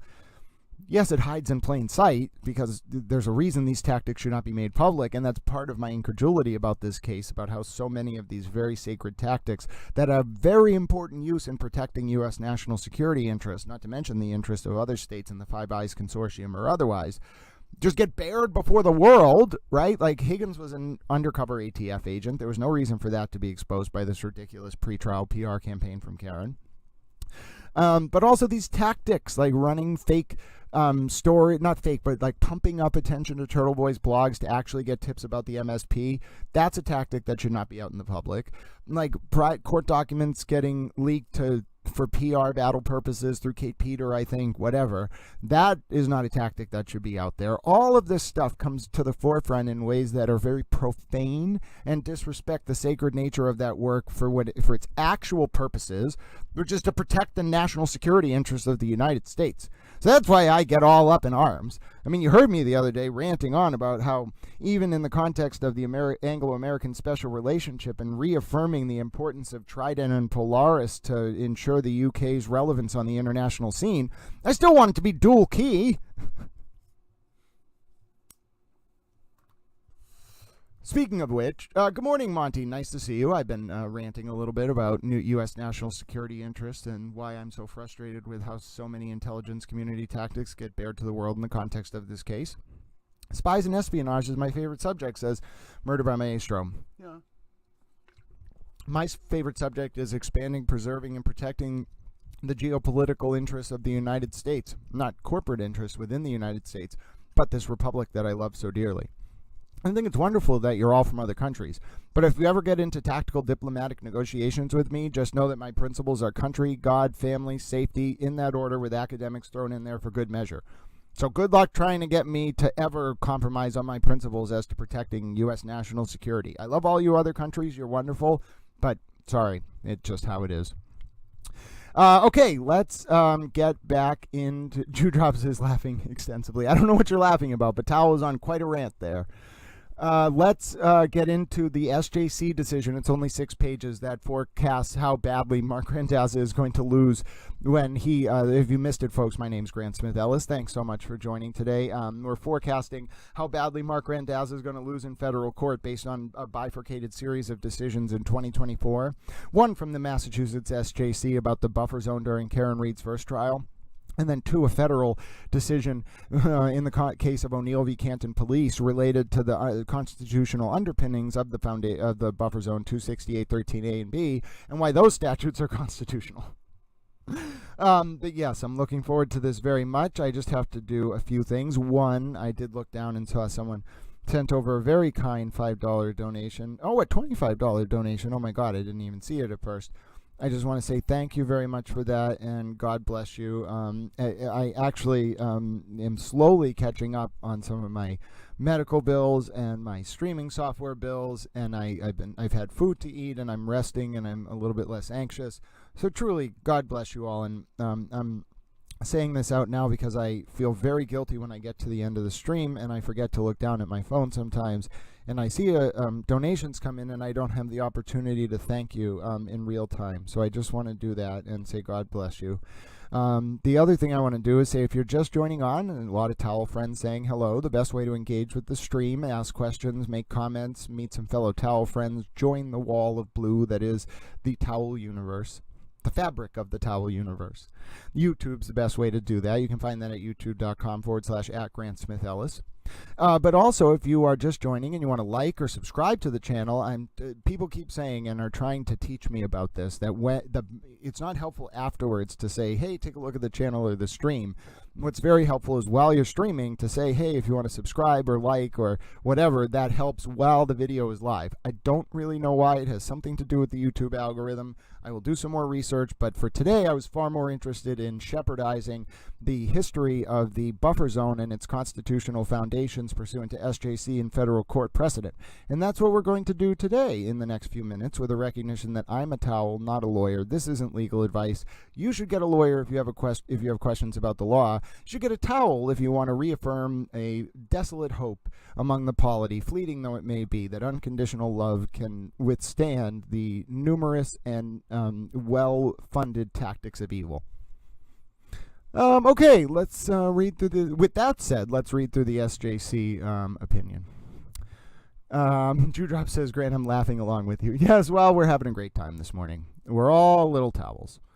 Towel is so grateful to have so many of you in the towel fold. I'm glad, whether you're a washcloth, a paper towel, a hemp-based towel, a beach towel. Someone was a soap dispenser, which I'm totally cool with. Someone wanted to be a flannel. That's cool. Whatever fabric it is that you want to manifest within the towel universe, towel will welcome you. As long as you're rooted in an ethos of unconditional love and compassion for your fellow humans and towels, or other various segments of the towel universe, regardless as to their views, unless they're bigots or engage in discrimination or derogatory conduct or sea lioning, in which case you can ban them. Not because we have a hostility towards them as human beings, we should love them, but because that behavior undermines cogent, informed, and erudite public discourse, and that therein threatens the integrity of the republic, and therefore that's a compelling state interest, and therefore you get banned from the chat if you do it. See that logic? It would survive a due process analysis under strict scrutiny. Towel is very respectful of the Constitution.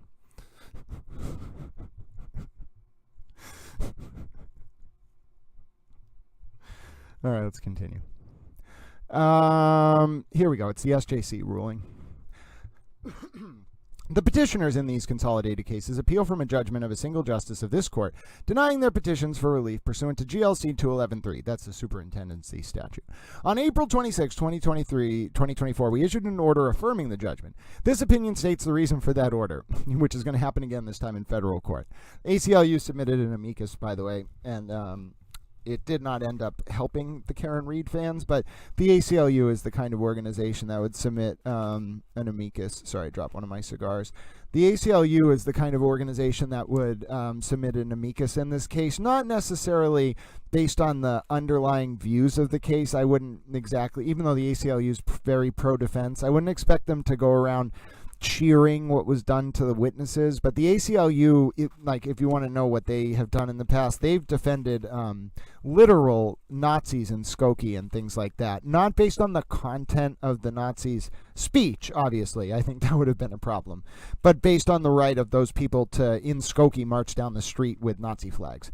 So when you see the ACLU intervening in something like this, like, your first thought should not be like, oh, the Karen Reed fans have the support of the ACLU. It's more like, oh, the group that defended the Nazis in Skokie on First Amendment grounds is willing to weigh in on this.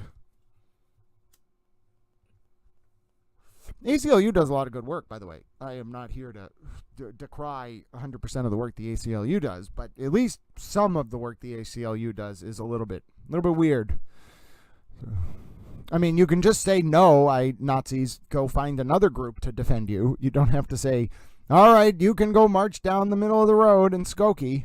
But, you know, that's those edge cases that really push our Constitution to its limit.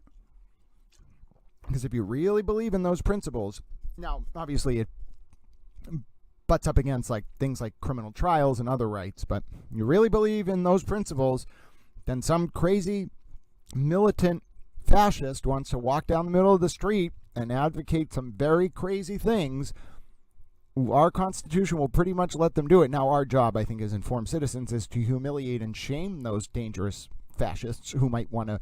I'm talking about Nazis marching in Skokie, by the way. So we are talking about actual American Nazi Party, actual people who support what the Nazi Party did. We're not talking about mischaracterizing someone who I might disagree with in that way. I'm talking about literal Nazis marching down the middle of the street in Illinois whether that kind of thing is acceptable, and then if it's acceptable under the Constitution, how do we buttress it? And I think the ACLU's intervention in these kinds of cases is not necessarily an endorsement, of course, of the underlying views. It's more a question of there are better ways for us to express our shame or express disdain towards people who are doing that behavior, and it doesn't necessarily have to come from court order. Now, this is different. This isn't a public street in Skokie in the sense that it's just a parade route. This is a courthouse during a criminal trial, and you have a real risk of jurors being targeted. So it's even like on Skokie, that's a little bit more defensible than the ACLU intervening here, because here the ACLU is basically reducing the Sixth Amendment right to a fair trial and the safety and security of witnesses in the judicial system to it's making it subservient to the interest of the defendant. That's my critique on form of the ACLU's intervention. Now, it ended up being pro forma. The decision went against all of them, the Reed fans and the ACLU's position in its amicus, friend of the court brief. But that's my ACLU spiel. 90% good, 7 to 10% bad. The petition stemmed from the ongoing criminal trial in the Superior Court in Norfolk County in Commonwealth v. Reed, and we know the case number. Reed has been indicted for murder, among other crimes, and the case has garnered a significant public interest, including protests and demonstrations in the vicinity of the courthouse complex. In the course of the trial court proceeding, the Commonwealth filed a motion for buffer zone surrounding Norfolk Superior Court, a request for order prohibiting signs or clothing in favor of either party or law enforcement. And if you're wondering what we're reading, folks, this is the ruling from the SJC when Randazza tried this stunt the first time around. And if you're saying, Grant, wow, it sounds like Randazza is definitely going to lose again, that's why we're reading this.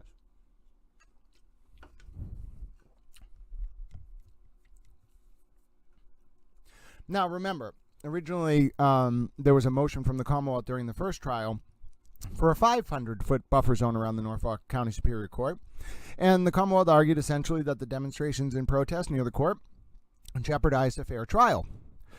Petitioners Tracy Ann Spacuzza, Lorraine Jenkinson, Dana Stewart, Leonard, and Paul Cristoforo, individual petitioners, filed a motion in the trial court to intervene for the purpose of opposing the Commonwealth's motion.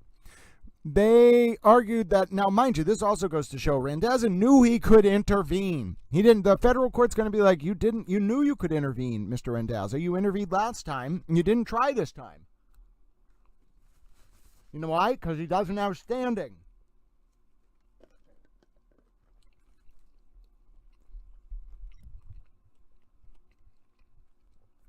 Getting caught up on towel calories. Apparently the brain's a muscle and needs calories. Who knew?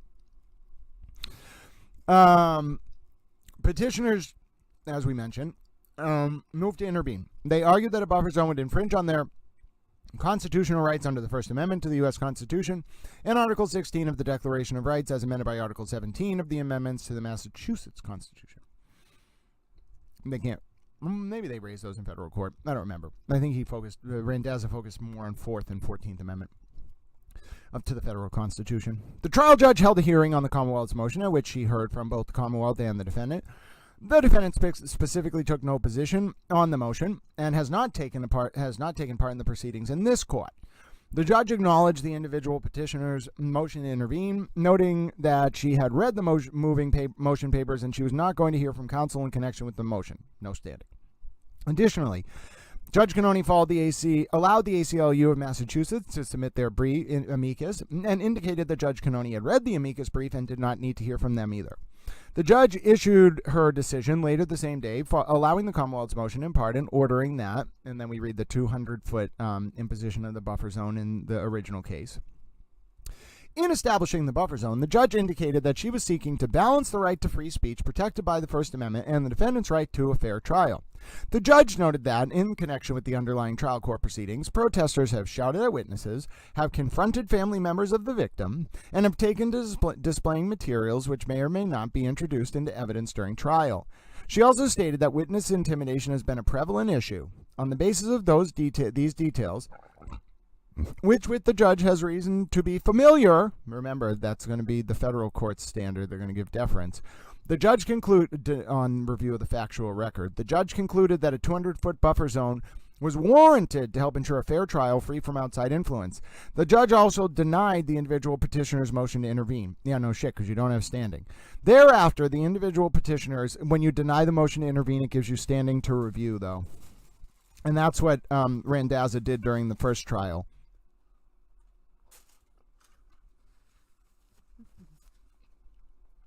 He sought to intervene, got the denial, appealed the denial, in which the petitioners sought relief from the denial of their motion to intervene. It's a good way to get standing. And from the buffer zone order. It's a very Wendy Murphy-esque way to get standing. Separately, the Freedom to Protest Coalition also filed a petition, standing in the appellate court, I meant, pursuant to GLC 211.3, seeking relief from the buffer zone order. The single justice considered the petitions together and denied them. And if you're wondering, the 211.3 is an emergency statute. It's very hard to invoke to begin with. And when you invoke it, you have to meet the fact that it's an emergency and then meet the merits. It's a very hard statutory tool to invoke. It's not like a petition for regular review in the Superior Court, which is a little bit more deferential to the petitioner. Discussion. As a starting point, we note that the single justice declined to reach the merits of the issue whether the trial judge erred in denying the individual's petitioner's motion to intervene. This was expected. Rather, the single justice concluded that the trial judge made an ordinary procedural ruling and that the petition did not present the type of exceptional matter that warrants this court's exercise of its extraordinary power of general superintendence. That's 211.3. The single justice did not commit an error of law or abuse his discretion in reaching this conclusion. See Commonwealth v. Richardson. Single justice properly declined to employ court's extraordinary power of general superintendence to review a relatively routine trial court ruling. As to the buffer, so the court's saying we didn't have to review this, but we will. And they did this to foreclose a future challenge in the state court. And that's why Randazza had to go to federal court this time around.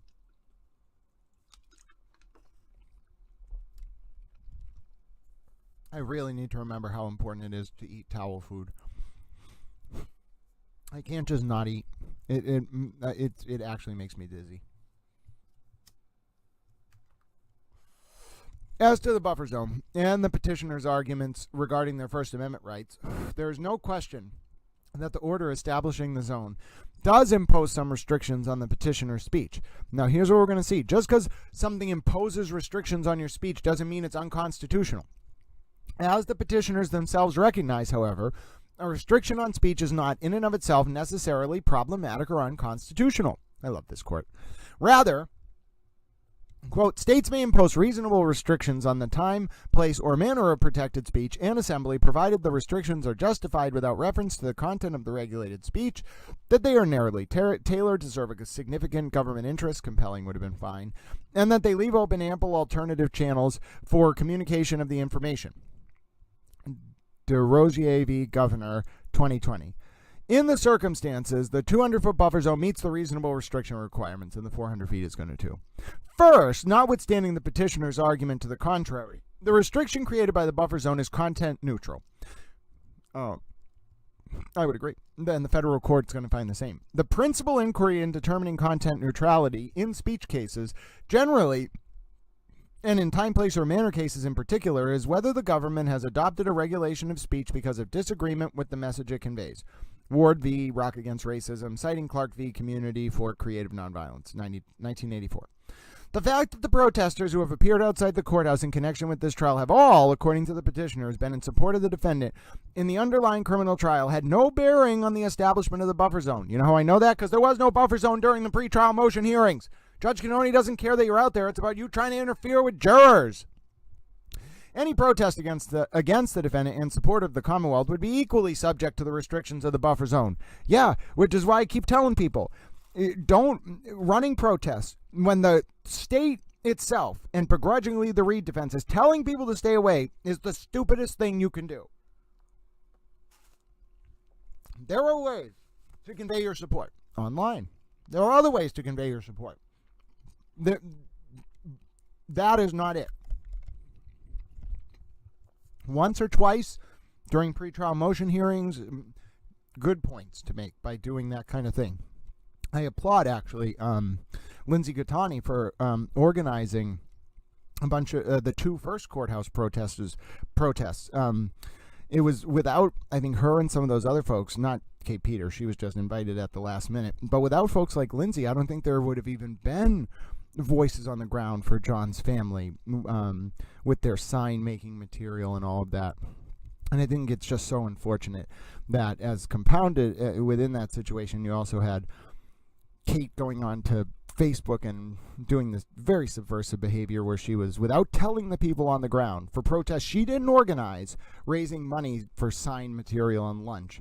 And then, according to witnesses at both events, at both protests for John's family, they were never told about that, never offered to have their lunch paid for. Some people changed their story after the fact, but I spoke to witnesses who were there, and the sign-making material weren't even reimbursed.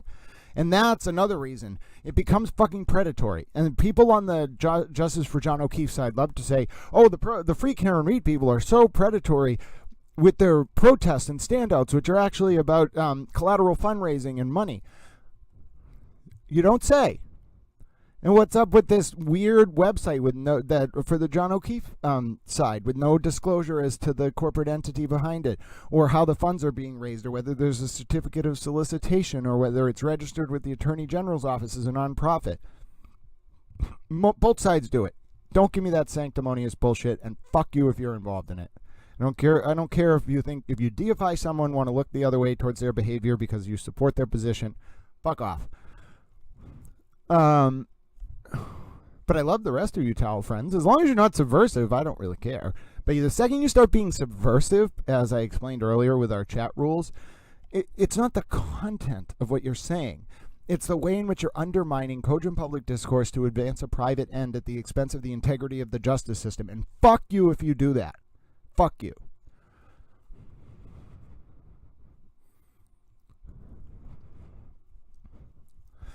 Government regulation of expressive activity is content neutral so long as it is justified without reference to the content of the regulated speech, which means this applies to both pro and anti-John O'Keefe protesters, pro and anti-Karen Reed protesters, pro-justice for John O'Keefe protesters, anti-justice for John O'Keefe protesters, or otherwise. Although I don't know who would protest against justice for John O'Keefe. That would make you a terrible person.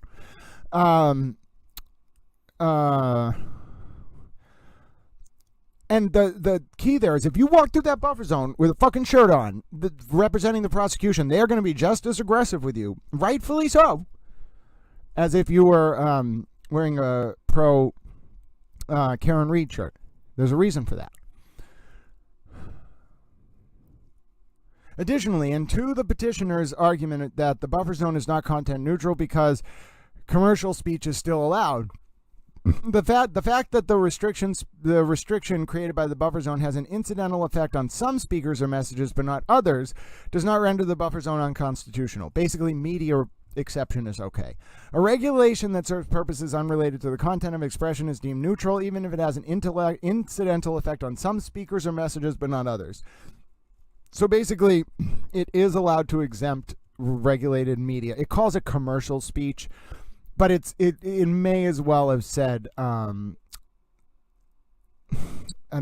guess regulated journalistic speech, because you must be, the court's saying it gives a lot of deference to you being a member of the media because of its commercial nature, but it's really referencing the arguments from the petitioners here, and what it's more saying is that the incidental fact that media can still ask questions doesn't mean the buffer zone itself is unconstitutional. In fact, I think the court's very deferential to letting media stay in the buffer zone, but it knows that there's bounds of that too.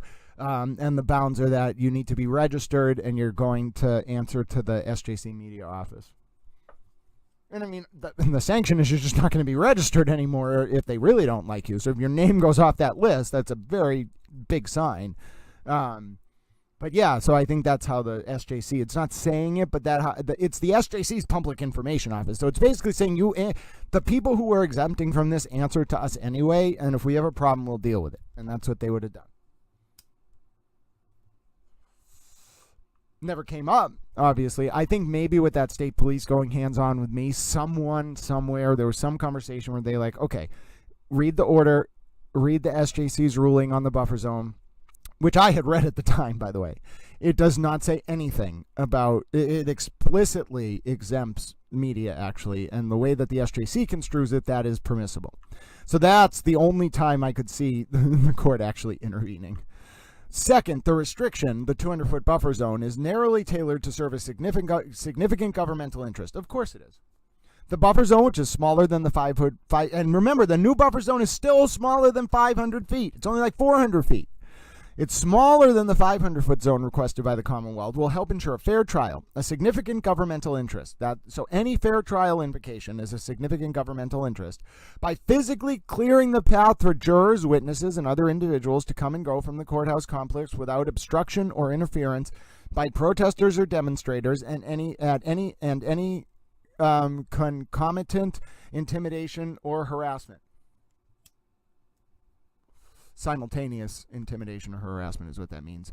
Within 200 feet of the courthouse complex. And mind you, if that was still occurring out, if that was still happening, if it was still reaching jurors with the 200-foot buffer zone, then of course it's a compelling state interest to expand it.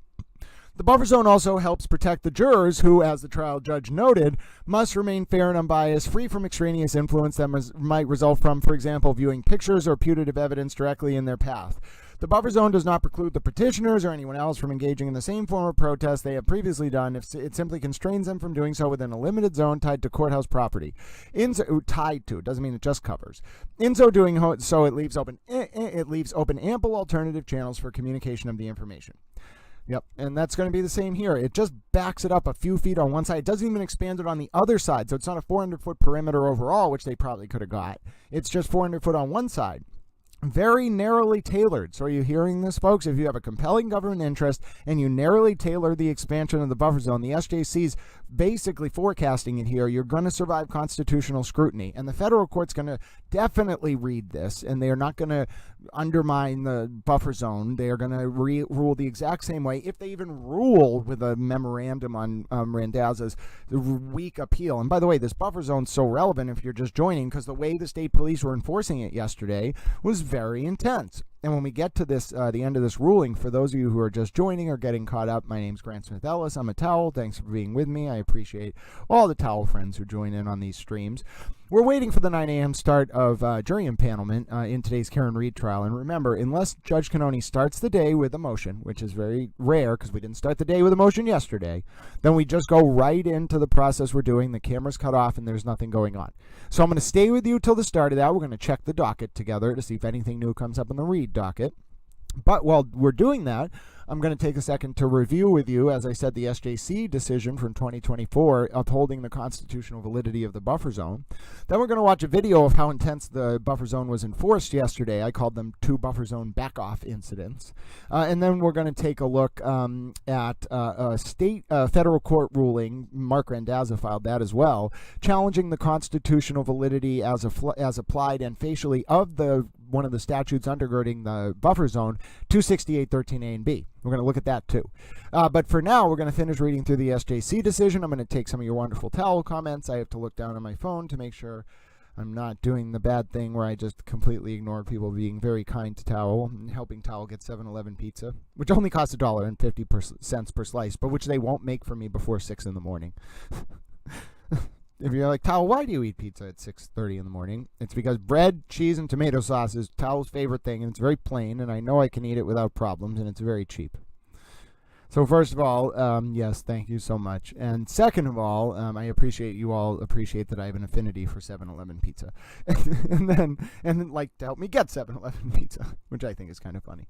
But yes, God bless you all. It means a lot to have you with me. I'm not looking at your comments right now because I'm reading through a motion, and you know what happens if I start reading your comments. We can't actually get through the motion, so we must focus on the motion.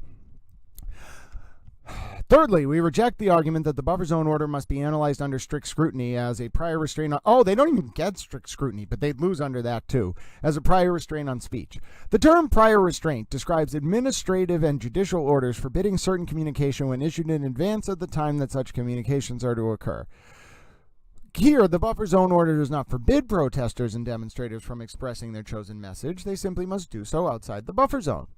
Finally, we note that, notwithstanding assertions in their briefing to this court, the petitioners have not provided record evidence sufficient to establish that the 200-foot buffer zone ordered by the Superior Court extends beyond the courthouse grounds onto public sidewalks or other areas that constitute a public forum with respect to which the government's ability to permissibly restrict expressive conduct is very limited. So they can still do it even if it does reach to those areas. A map supplied by the Commonwealth is not sufficiently clear to resolve any ambiguity on this score and does not appear in any event to have been a part of the record before the single justice. Based on the petitioner's failure to establish otherwise, the single justice did not err in denying their petition on the basis that the establishment of the buffer zone did not violate the petitioner's First Amendment rights. So your one hook, and Randazza didn't even make this argument to the federal judge, but your one hook is, if it really extends to public sidewalks and things like that, you have a narrower, maybe you get to strict scrutiny. But there's a compelling governmental interest with a fair trial and the jurors, which is probably why Randazza didn't argue that to the federal court, because it doesn't matter if it extends to a public street or courthouse property. Even if you're more narrowed in your analysis, it's a compelling state interest.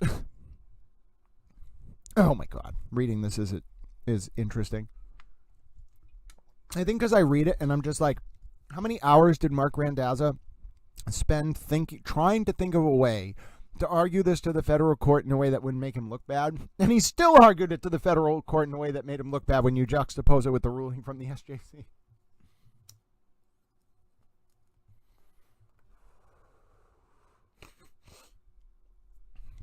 Conclusion.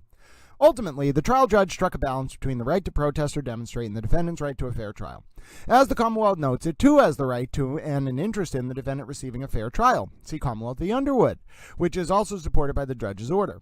The single justice did not commit an error of law or abuse his discretion in denying the petitioner's petitions pursuant to 211.3, seeking release from that order or from the denial of the motion to intervene. For the foregoing reasons, we issued an order on April 26, 2024, affirming the judgment. There you go. And Mark J. Randazza got served this, so I know he read it. Now I'm going to take a second to read your comments, and you know what else we're going to do? We're going to bring up Tommy's stream, because it's always interesting to see what's going on down at the protest, and we'll see if I've actually been on Tommy's stream before. We'll see if anything's going on today, anybody getting yelled at for the buffer zone.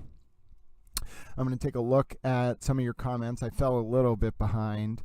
I'm blue. Grant sent the chat earlier. We have a wall of blue, just a wall of blue, and I think it's not even possible to get by the wall of blue. You will just be met. It's not just a wall of blue; it is a perpetual wall of blue in this chat. The fabric of the towel universe, folks, is very interwoven together. It guides and binds. All right, now what are we going to do? We are going to first, actually, we can check out Deanna's feed. So I have to make sure my windows are. Deanna's on with one of the guys who filed the federal appeal, the guy we saw earlier. But there's also a weird picture of like a guy's nipple. I'm not really sure why they have a guy. I mean, listen, as I said before, you want to have a picture of a guy's nipple on the screen. I'm all about it. I think Turtle Boy should go even further. Turtle Boy made a very funny stand the other night where he basically declared to his viewers, he was like, "Now I'm not a bigot against gay and bi people." And I was like, "Oh, that's nice, Aiden. I'm so pleased that you're saying that." And then he was like, "But now trans people." And he went on this whole rant about trans people, and I was like, God damn it, Aiden. You are so close to getting there. If we could just not be bigoted against any people, I think that would be ideal. But yes, there's a picture of a man's nipple on this screen, and I'm not, it's a little bit out of context, so I'm not going to show this. I don't really get it. More power to them, and some guy in a green shirt, and then some man's nipple. I'm still just extremely confused by what I'm looking at. There's no stream on the ground at the court. It is a man in a car who I think is one of the federal appellants. It is a man in a green shirt, and it's not even a guy's nipple. It is a 1/4 panel of just the guy's nipple and his abs, and he's shirtless, and one of his arms is hanging down. And I am the most perplexed towel right now, because this is apparently a coverage of day 2 of jury selection, but instead I'm looking at half of a shirtless man's torso underneath a jolly gentleman in a green shirt who looks like the Jolly Green Giant, actually. This is the most confusing. I'm not listening to it sound. I'm just watching it, and I swear to God, this is the most strange Karen Reed stream. I'm going to take a screenshot of this. I don't even know what. Why are you all doing this? Why is that man's nipple on the screen?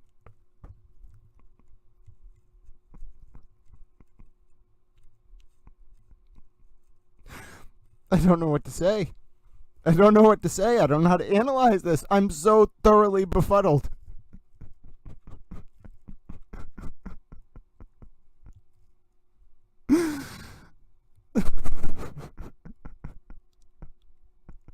I'm reading your comments too. And I hope you're all equally befuddled. I'm not you know what? I'm just going to bring this up on the screen. Fuck it. You all can look at this nipple thing. I don't really get it. I don't understand why this nipple's on the screen. But if I have to look at it, you are going to look at it too. And it's so weird, like, I can't tell if, like, some of the Karen Reed fans and Turtle Boy fans are, like, cool with people who are, like, bi and gay, or if they, like, mock it. Like, it's just such a weird dichotomy. Because, like, Nick Rocco the other day on some stream was like, oh, that guy's pretty attractive. And then the Karen Reed fans, or, like, the Justice for John O'Keefe fans, like, mocked him. And I was like, why are you guys mocking him? Like, who cares if he thinks a man's attractive? Who gives a fuck? Why does it matter? All right. Here we go. So I got some of this. One sec.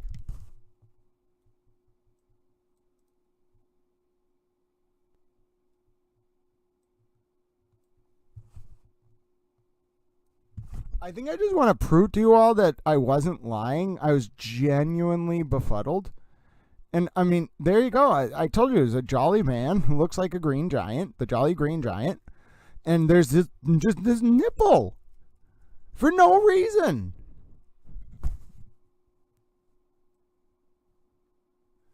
And I don't understand. It's completely out of context. What do they like this nipple? Is this nipple symbolic of something? Is it trying to tell us something? Does he have it on the screen as, like, is he trying to be like, oh, that's my body? Like, you know, but he's off, like he's a little bit off center. I don't really get it, folks. Maybe some of you can explain this, but I am just befuddled. Like, why? I mean, maybe there's some underlying meaning to this that I just don't understand. But as far as I can tell, this free Karen Reed stream is about nipples. And I don't really understand, and I'm not going to really try to figure this out. I think what we're going to do is close this and go to Tommy's stream. I don't understand. I don't want to understand. Maybe it's some inside joke they have. Maybe they just all really like that guy's nipple. It's not even his whole chest. They like that one side of his chest. Maybe it's we're towel fans. Maybe they are like chestless man fans or something. I don't know. The meme culture of some of these channels is beyond Towel's ability to understand. You all are just going to have to put that together yourself. I'm not going to be able to figure this out.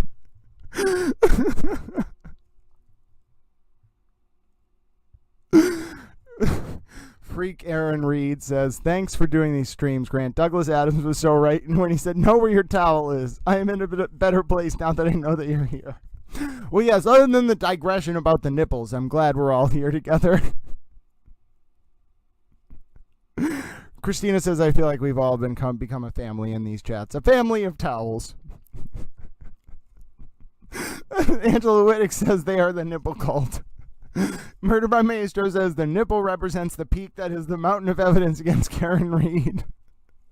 Let me be frank, says maybe it's a sign that they don't like symmetry. Well, folks will never say we don't have moments of levity among the otherwise overwhelming weight of this chaos of Hegelian proportions as made manifest in Towel's attempt to recreate a Joycean literary epic past with subliminal references to Vico's beautiful recursive historical form while simultaneously layering Karen Reed and Alan Jackson and Hank Brennan onto that format in the form of literary allusions such as Sisyphus and Icarus, Pip from Great Expectations and Miss Havisham, and of course the crescendo of it all, Miss Irene Adler and Sherlock Holmes from the specifically 1984 BBC adaptation of Jeremy Brett's A Scandal in Bohemia. There's a lot of nipple discussion going on. I'm not sure how you all are going to feel about the transition to Joyce, but, you know, you got to take what you get here. All right, let's pull up Tommy's stream and see if he's actually... There's a lot of discussions about the people trying to figure out the purpose of this nipple in one of the Karen Reed streams. I don't think we're ever going to figure it out. I think it's a mystery lost to the sands of time. I think we could spend days and days and days analyzing the nipple in the Karen Reed stream, the male nipple, and we will never, in a million years, come to understand the esoteric principles that have come to be embodied in the appearance of that nipple on your screens. The mysteries of the universe, folks. Now, why isn't Tommy live? Wait a minute. What? Why isn't Tommy live? Has something happened to Tommy? Does anyone know what's going on with Tommy? For some reason, Tommy's stream is not live. That's the weirdest thing I've ever seen. What's going on, Tommy? That's very abnormal. Is he on a different channel? Hold on. Hold on. I am not gonna be deterred. CPU Tommy. Well, there's a lot of you watching over on X. What's going on, Tommy? The last thing I got from Tommy is, so day one of this fucked up trial has begun. This was a public post I found on his feed from 6:44 last night. The buffer zone is a joke, and MSP has spoken. They think they have won. Push us all back as far as you want, but we will still show up. Every day, all day, until this trial is done. We are still united and standing as one. Fighting for justice is our First Amendment right. Keep trying to take that away and see how the crowd grows. You will never silence us. This is what we know. Okay, hold on, Tommy. But where are you today? Are you not streaming? I am so incredibly perplexed. Tom is on an undercover assignment. Did he make a post about that or something?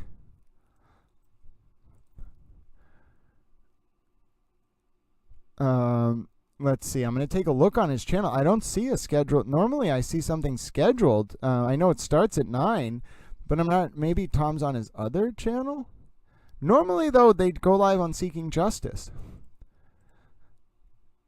I'm so incredibly perplexed. Has something happened?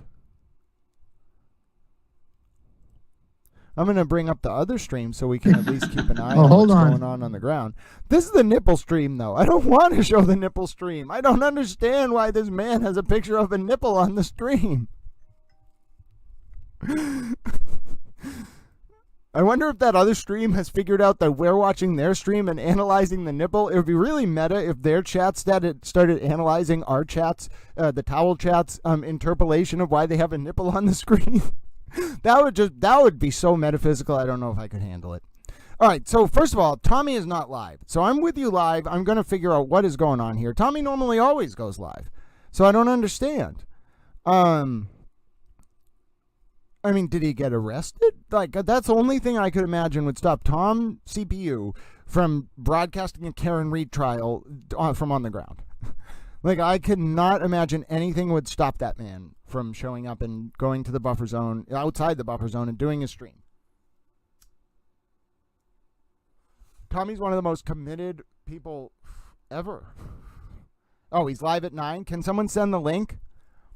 I'm on Seeking Justice. I didn't see his, oh, so what the thing is, I guess it's possible that he's just going to go live at 9, but Tommy's normally very good with putting up, like, Seeking Justice plans to go live at 9. Now, maybe he's just going to go live, and he didn't put up one of these, like, preview streams, so that would be good. But Tommy's normally always there early. You know what's going on? But yeah, I have a stream that I'm watching here that has an on-the-ground look at the Karen Reed fans. There's only a few of them. And they are gathered, it looks like, near the district court. And so what I'm going to do for you is I'm going to bring this stream up. And let's see if I can do this for you here. Where do I have it? Yeah, I think I do. Oh God, it's the nipple stream.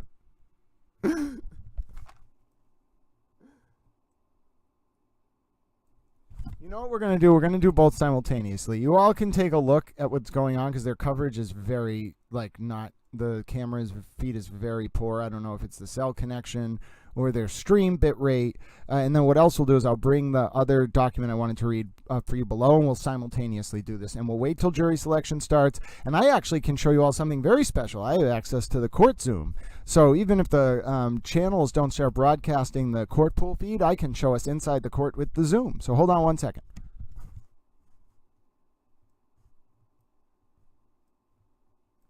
And I have permission to share this Zoom with you all too. I can't share the Zoom sign on, but I can share, I'm allowed to broadcast it. I got permission. Look at that. Us wonderful towel friends. All right, so I am not exactly 100% sure what is going on with this nipple situation. We think the Free Karen Reed fans are in some kind of nipple cult. The guy in the green, we're somewhat convinced that they are in a nipple cult. Now, what being in a nipple cult means exactly, we haven't figured out, but please forgive ahead of time the fact that there is a nipple on your screen. The Karen Reed folks, listen, I am a very tolerant individual. If this man, this jolly green giant man, wants to worship nipples and present to his viewers, however many of them there are, a couple hundred, if he wants to, and just like us, if he wants to present to his universe this nipple as a symbol of his resilience or what he strives to be as a person, if he thinks that nipple is a reflection of human perfectibility, then by God, we are going to sit here and we are going to watch this and we're going to figure out what exactly this man's doing.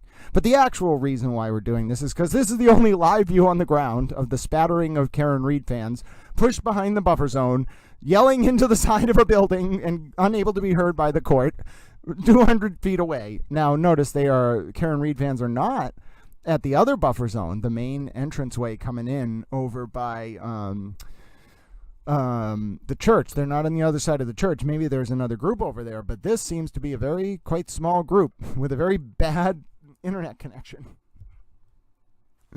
But yes, my name's Towel. Thanks very much for being with me here, friends. We are going to spend some time together until 9 o'clock. I also have this ruling that talks about the constitutional foundation of the buffer zone that undergirds what is up with these people? I do not understand this nipple thing. I don't get it.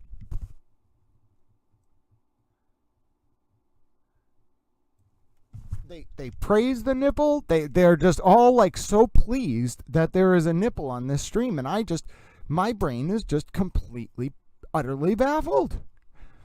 And now we are from the perspective of cameras being pointed at the 4 Karen Reed fans. This is such an interesting real-time analysis. Oh, you know what I'm going to do for you too? I'm going to get, as promised, I'm going to have to do a little finagling. I am going to get for you all, as promised, the Zoom link, okay? Oh, I see. So it's going to be a little bit hard for me to read chat as I set this up. Hold on, I have a plan. So I think I can just grab that. There you go. You saw the YouTube chats. And then oh, no, it's right. I was going to say, did you see all the YouTube chats? Not that it would have mattered. It's just the YouTube backend. The YouTube backend is actually exactly the same as the YouTube front end. You see all the comments in real time. We all see the same comments together. So I like that. I like that we all have that opportunity to engage. But I want to get the Zoom up for you. So, and then I also want to check in on those comments. Oh, the Speedos. Listen, you all, you can look at whatever you want. I am totally on board with you all embracing looking at the Speedos or the nipples, whatever it is. If you want to figure out what it's about, if you appreciate that, if you think it's art. I don't really get it. I'm more of a anthropomorphic towel. So, human nipples are a little bit beyond my realm of understanding, but you all are helping me understand. Let's see. Oh, Murder by Maestro was pleased with seeing the crotches. Okay. Oh, Oh, okay. For some reason, Tommy's Seeking Justice stream is listed. I'm just not seeing it. I don't know if it's because the YouTube page that I was loading was the wrong Seeking Justice. I thought it right. I went to the regular Seeking Justice. I just didn't see it. But all right, I'm not going to give up so easily. What I am going to do is get the Zoom up for you all. And then we're also keeping an eye on this small spattering of Karen Reed fans just standing outside court. That is not very interesting. And then I also promised you at some point I would read the decision about the constitutional validity of the buffer zone, which I will do for you shortly as well. Because I'm a towel and I have lots of primary source documents for your review. How about if we bring that document up on the screen? And then also, I would like to grab the Zoom link. I cannot post that, but I can bring the Zoom up on the screen for you. And I think there's a new filing in the Karen Reed case. We can review this together. I think this is going to be the ruling. Oh, I can break it for you. Here's the decision on the defendant's motion to exclude testimony of Commonwealth witness Dr. Jordan Welchler. The motion is denied. It is a one-page ruling. Karen Reed has lost her motion to exclude Dr. Jordan Welchler. And I'm a towel. And I'm going to bring it up for you on the screen right now because I'm such a towel. Isn't towels so useful?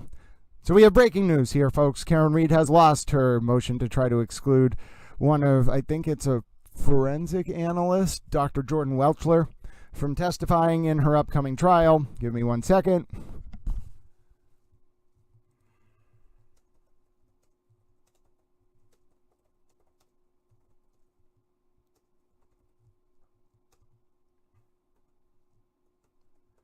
Now, this actually came down on 4/1/25, but it should be popping up on your screen right now because I'm a towel. That's what you get for joining these towel streams. You get to be a towel. I'm a towel. You're a towel.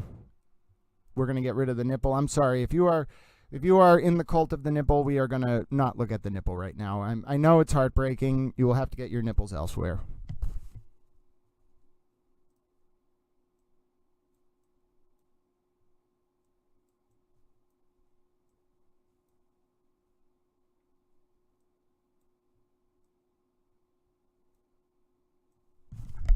There you go, towel friends. I guess we'll put the nipple back up on the screen. The cult of the nipple persists. You may continue reading the motion, though. That is up on your screen. Let me write it up while you all take a second to read through that. And then let me also grab that Zoom for you as we multitask and literally zoom around literally zoom around. So what do I need? It's very specific. It's a very specific email I need, and I shall obtain. And you all can read that motion. I have obtained it, and I shall now open the Zoom. And you all can continue to be towels. Wonderful, wonderful, lovely towels. Yes. Zoom, please. Thank you. Okay, I have launched the Zoom. Now let's see if I can bring said Zoom up on the screen for you all as a good little towel. Yes. Wonderful. Not exactly what I wanted, but hold on. That's a little bit better. You all continue to enjoy reading that wonderful motion. I will continue to be a towel. And you can see that Karen Reed has obviously lost that effort. And I think that's quite telling. All right, so I'm going to go ahead and click join there. I'm going to go ahead and click that. Then I'm going to go over here. Then I'm going to grab that. I have to get a secondary authentication. Then I'm going to grab that. And I'm going to do that. All right, 1 second. I should be in less than 20 seconds. Less than 10 seconds at this point. I just grabbed it. Oh, and I can't say this out loud either. All right, I'm in. Okay, it has not begun, so we are not. The Zoom has not started, so that is a sign that we are not yet in session. So give me 1 second here while I get this Karen Reed new ruling all squared away. I need to update that. I need to get a little write-up out, And then we will also keep an eye on the Zoom, and then as soon as the Zoom comes into session, we'll listen to Judge Cannoni's opening remarks. Towell will give you a little bit more analysis on the ruling from the Meredith O'Neill case that goes to the constitutionality of the buffer zone. And then that'll take us through the beginning of the day. There isn't much more. We're not going to see much after that because it's more jury impanelment, my full Towell friends. But while I'm uploading this document, and while we are going to read this motion together, because I cannot write it up until I actually read it, I want to take a second to look down, because if I don't actually look down at my phone, I get very depressed when I don't get an opportunity to say thank you to Towell friends. And I'm going to do that right now. Sometimes when we play a video or something along those lines, I have time to actually pause and look down. Oh, someone sent a $5 donation. I want to say God bless you for that. That is absolutely going to go towards a second coffee later in Towell's afternoon. I have to get going to class soon. I have a busy day, as mentioned. I only have like 20 minutes to go from here to class once Judge Cannoni wraps up her initial opening remarks. Maybe a little bit more, like an hour. So I have a little bit of time to spend with you. But yes, thank you so much, Towell friends. Even if you don't send a donation, I'll read your comments, I'll read your questions. This stream is very much egalitarian in that nature, in that regard. And also, you can subscribe, you can like the channel. I have heard, although I don't fully understand it, that subscribing and liking the channel while this stream is going is incredibly helpful. And as a Towell, I appreciate that. All right, so let me grab this motion to exclude ruling. Let me just grab the link here for you. And also, I'm going to grab Tommy's stream as well, if he does go live at 9, just so we can see if there's any more buffer zone back-offs. But for now, I need to make I generated the PDF with the ruling on Karen losing the exclusion ruling. And then what I need to do is, we need to read it together. So let's do that. The nipple is staying on the screen, by the way. You all are, the Jolly Green Man and the nipple have become symbols of the Towell resistance. Decision in order on defendant's motion to exclude testimony of Commonwealth's witness Dr. Jordan Welchler, MS, PhD, and in the alternative request for voir dire. After review of the party submissions and evidence of and in consideration of the 5 Daubert-Lanigan factors, the court concludes that there is no reason to preclude the testimony of Dr. Jordan Welchler outright. Dr. Welchler has the requisite education, training, experience, and familiarity with the subject matter to qualify him as an expert, and his report demonstrates that the methodology or theory underlying the expert testimony is sufficiently reliable to be presented for the jury's consideration. Oh, the Zoom webinar is starting, folks. 1 second. I'm going to add it to your screen so we don't miss anything, but you're going to hear it no matter what. Hold on. Zoom webinar. Zoom webinar. You're a Towell. Yay! Yay, Towell. Good job, Towell. We have access to things that other people don't. And I'm permitted to broadcast this because I'm a Towell.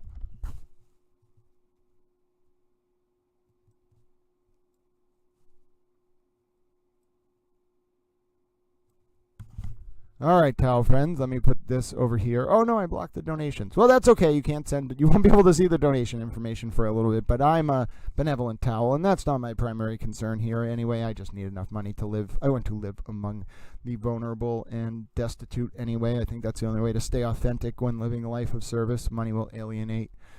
Okay, and then the other thing I want to do is I want to grab the audio mixer. I want to make sure the Zoom webinar is up. All right, that all seems to be good. Wonderful. All right, the defense raises several challenges to the specific slides provided by the Commonwealth in support of Dr. Welchler's anticipated testimony. Dr. Welchler's expert report accompanying the slides, however, indicates the information and methodology relied upon in forming his opinion. To the extent that the Commonwealth seeks to elicit evidence that the defendant believes is beyond the witness's field of expertise, is not supported by methodology that is commonly accepted in the relevant scientific technological community, or relies improperly on witness statements, defense counsel can object on the line of questions at trial. See Commonwealth v. Garnier. Whether it will be necessary to take evidence outside of the jury's presence prior to the admission of specific testimony by this witness need not be determined at this stage of the litigation. Therefore, no voir dire, motion denied. All right, here we go, folks. We're starting to hear stuff.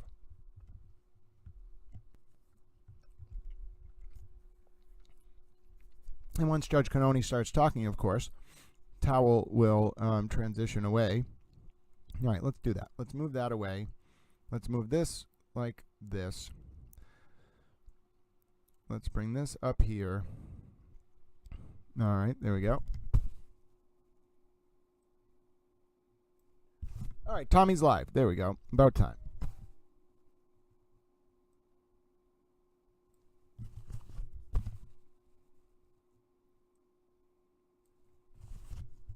All right.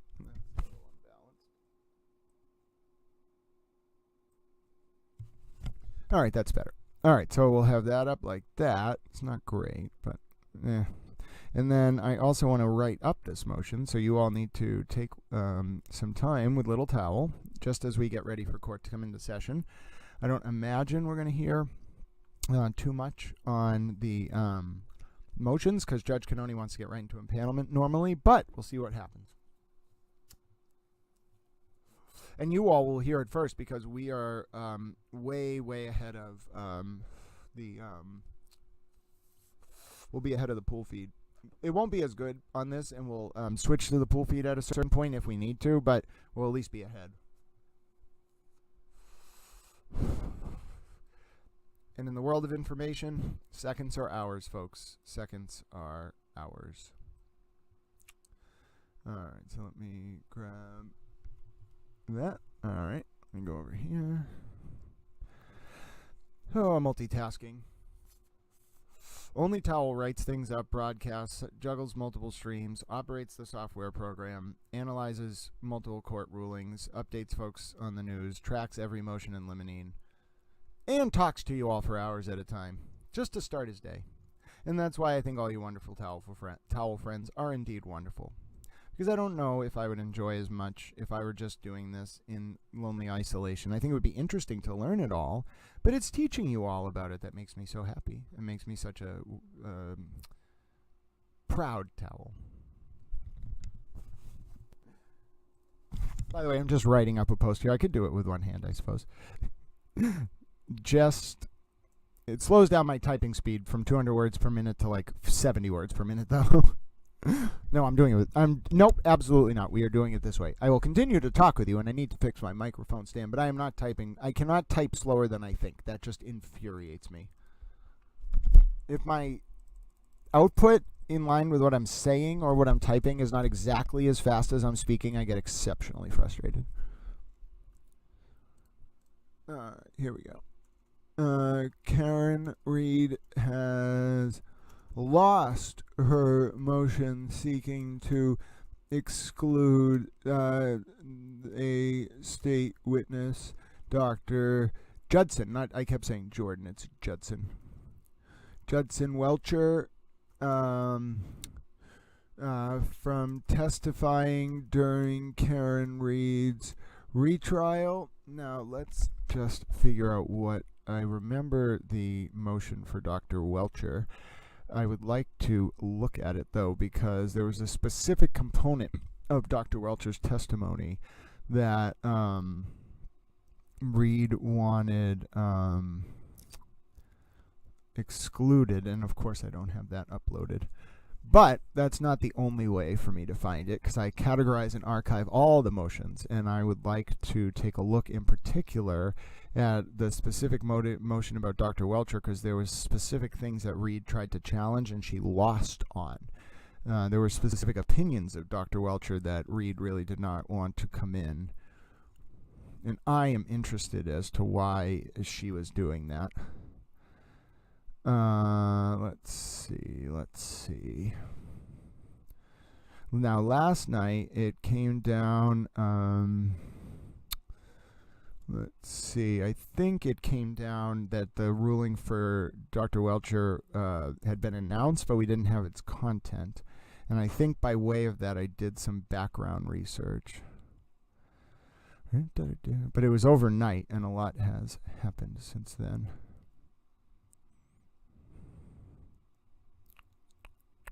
Yeah, that buffer zone, desperate buffer zone appeal definitely took up a lot of space, and the Canton police audit, which really only affirmed that the Canton police were tormented for no reason. After running an investigation where no evidence was tampered with, then they recused themselves. Okay, I found it. Took me a second. It was the initial announcement of Welcher's motion. Oh, Welcher is an accident reconstructionist for the defense, and I'm sure Welcher's testimony is going to be devastating to read. That's what it was. Because her witnesses from ARCA are so terrible, and the Commonwealth's accident reconstructionist last time could have been better, Trooper Paul. He was good, but this is a new accident reconstructionist.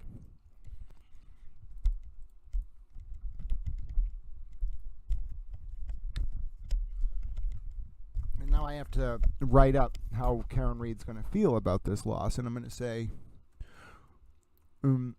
Reed really didn't want jurors to hear from a state witness who could reconstruct the scene of John O'Keefe's death after Karen is alleged to have hit John with her car while backing up at 24.2 miles per hour.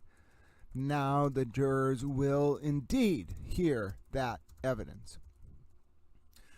Reed's request for a voir dire for Welcher was also denied for now.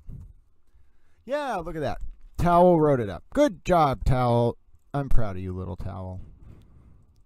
Well, I am a little towel. We're all little towels as we wait for court. Now, court always takes a second to start during jury impanelment. If you're wondering why, it's because jurors are notoriously late. Not on purpose. Why do you keep doing that? Read the full ruling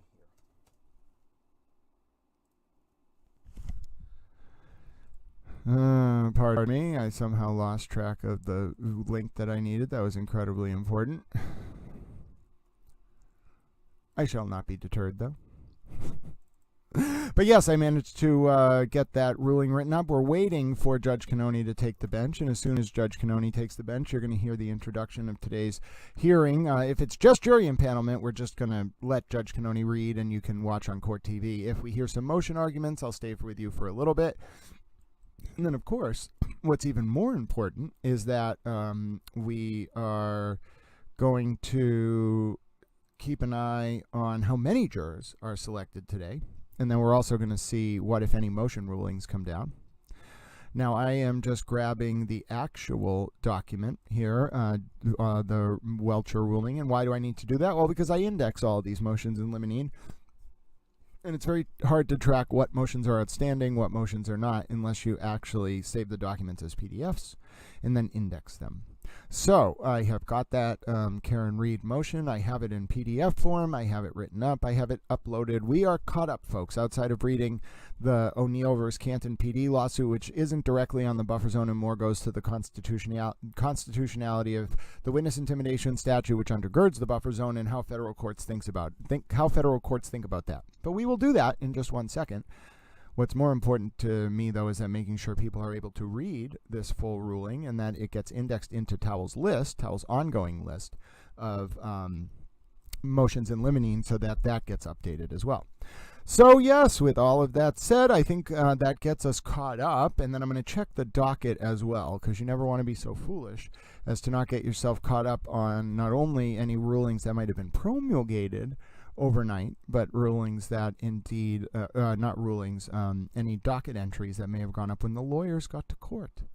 And I think it's wonderful that so many Towel friends are joining. It's so wonderful to see all of you. I'm going to come back to your comments in 1 second. I wasn't ignoring you by any means. I'm actually just writing up the motion that you see up on your screen for other Towel friends who might not have access to live streaming, or who might rather want to read the PDF themselves. And the only way for Little Towel to do that is for me to do that. And then I have just done so. So that is up. You all can take a look at that PDF now. It should be going live across the different Towel platforms as we speak. So thank you very much for your patience and indulgence.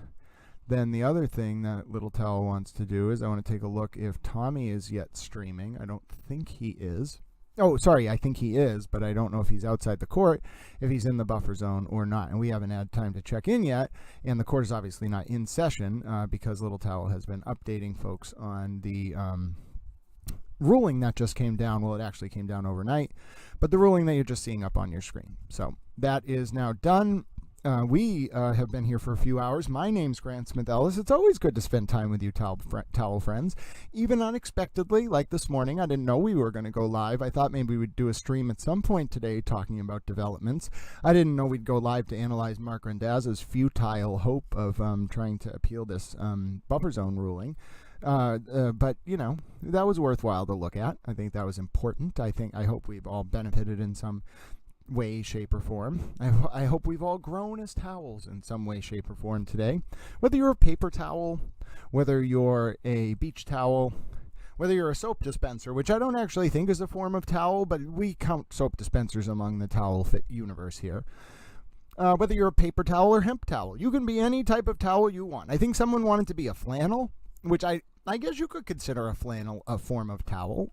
You could use a flannel to dry things, to keep things warm. Those are all functions that towels serve, so therefore I think a flannel can be a towel. We're going to get into this convoluted, I'm sure, discussion over time about what exactly constitutes a towel. You know, there's the debate about what exactly constitutes a sandwich, but I don't think anyone's ever actually thought about what constitutes a towel. You could have lots of different garments serve the function of a towel. The towel universe, therefore, could just infinitely expand on itself like a tesseract interpolating the fourth dimension into the third. What do you want? This is the moment of levity. You have no choice but to deal with this, especially when I'm posting things simultaneously to ranting about towels and tesseracts. And by the way, this isn't for nothing. I can't control the court getting all the jurors that they need to from the pool into the courtroom and then beginning proceedings. It's a whole sort of process of people checking in and going to the bathroom, I'm sure, and walking over. It is not delayed gratuitously. It is just quite a process, jury selection. All right, so I managed to get all those up. Now, what was I going to do? Oh, I was going to check Tommy's stream. That's right. All right, so let's go ahead and do that. Let's see. All right. And obviously the court, when it does go in session, you will see that Zoom change over. So you'll see that change over before Court TV gets it, before anybody gets it. That'll turn over right away. All right. Got Tommy's stream. Let's see what Tommy's up to. Oh my God, he's not there. Let's listen in. That guy. I'm going to share this on my Twitter. I just... That was good. That was a good video. That was probably one of the better videos. Hold on one second. Believe it or not, how simple it was and how he explained it. Like, at first I was like, what do you mean? And then he's like, no, what I know about this, how much little I know in this world. Oh, let's go back to the beginning, actually. No one hear Tommy talking about it yesterday. That's all right. They got it. Tommy Two Phones. Billy out like at midnight. Would you midnight? I slept next to Hardman. He woke me up this morning. Yeah, he let me out. We're good. Right. So just so you know, you see that picture of you? Yeah, on Channel 5. Yeah. Let me see if I can find that. Also, if you look behind you, there's a crown on top of your head from the gate. Really? Yes. That's fucked up. So look, Tommy's people are saying this online. Your new nickname is Tommy Two Phones. All right. I'm all right with that. I'm good. You like that one? I like that one. That's all right. They got it. Tommy Two Phones. Because you have one like this, and you have one in your hand, and Hartman's like a Nazi, like fucking John Kim. Like a Nazi. That fucking guy, you can't get no more Nazi than that motherfucker. That dude's Nazi. Full Nazi, that dude. Right here. Nazi. I felt like Tommy Two Phones with the crown of the Prince crown on top of you. I was like dying. I'm streaming Seeking Justice. See, Seeking Justice right there. I'm streaming. Got the chat going. Yeah. Oh my God. That was fucking. Now we don't know what I was on another channel this morning, and I don't know what's going on down there. I know Abe is like was packing and stuff, but Tommy was spent the night in jail last night. I'm just kidding. No, he didn't. No, he didn't. I don't want to spread any rumors because that would be too much. But interesting day yesterday, to say the least. Yeah. I mean, without a doubt. Without a doubt. Even other people will say just a different energy. You know, just a different energy, man. It really, Mike, it really, really, really is. It's really different down there today. You want to talk? Yeah, I want to talk about it a little bit. Go ahead. Yeah, it's just they're keeping us so far away, right, from anything, from anybody, even the parking, Mike, even the parking. So yeah, it's Dave Rendaza, Mark Rendaza. Yeah. The report also detailed a department filed a motion yesterday. Now, see this guy right here? Right here should be a witness because he's a man. Forget about the FBI because they might investigate things differently. But call Todd McGee as a. No, I want to hear Tommy talking about the buffer guy. zone. All right, here we go. The resources available. No. That's all on them. If you go ahead, if you read what I sent you the whole link to the brochure. You're not feeling well. Hold on, I'm listening to Tom talk. Get involved with it. Go ahead, Tommy. Let me tell you about Canton Police Department. So there is no innocent police officer. Bullshit. You're part of that friggin' system, and you can't. Oh, Tommy's an all cops. There is no.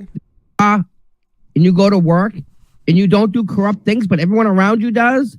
You're enabling them to do it. So there is no innocent police officer in Canton. This all, well, you know, I don't want you. Bullshit. You're part of that friggin' system and you can't deny it. Tell me you don't share detail money with these people. Come on. It's just wrong, though. He doesn't get it. Tommy doesn't get it. The Canton police, the chief, I definitely reported the Stoughton police for the Sandra Birchmore stuff. Tommy just doesn't get it. You know, the head pukes. Never, really? Is that the truth? Yeah. Really? So a bad apple will rot the whole barrel. I disagree.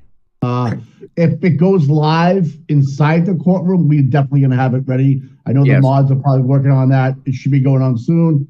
If it's up, we'll be. The energy there yesterday and. Oh yeah, let's listen to this. Tom and I were just talking about the feeling about the energy there yesterday, and Tom went down and had breakfast, and I thought all those businesses right there, they would love the foot traffic. They love us in that diner. I'll tell you right now. And I don't know what kind of traffic goes through there, Tom, in terms of cars, but I mean, just to give the town and those small businesses support, you can't get any better than that. They can't say any shit. They can't say shit that we were disturbed. No, we actually spent, $10,000 a week in these businesses around here. If someone sold magic markers and cardboard signs, they'd sell out every day. Yep. If someone had a hot dog license and just had a street vendor license for the sidewalk, he'd sell out every day. Absolutely.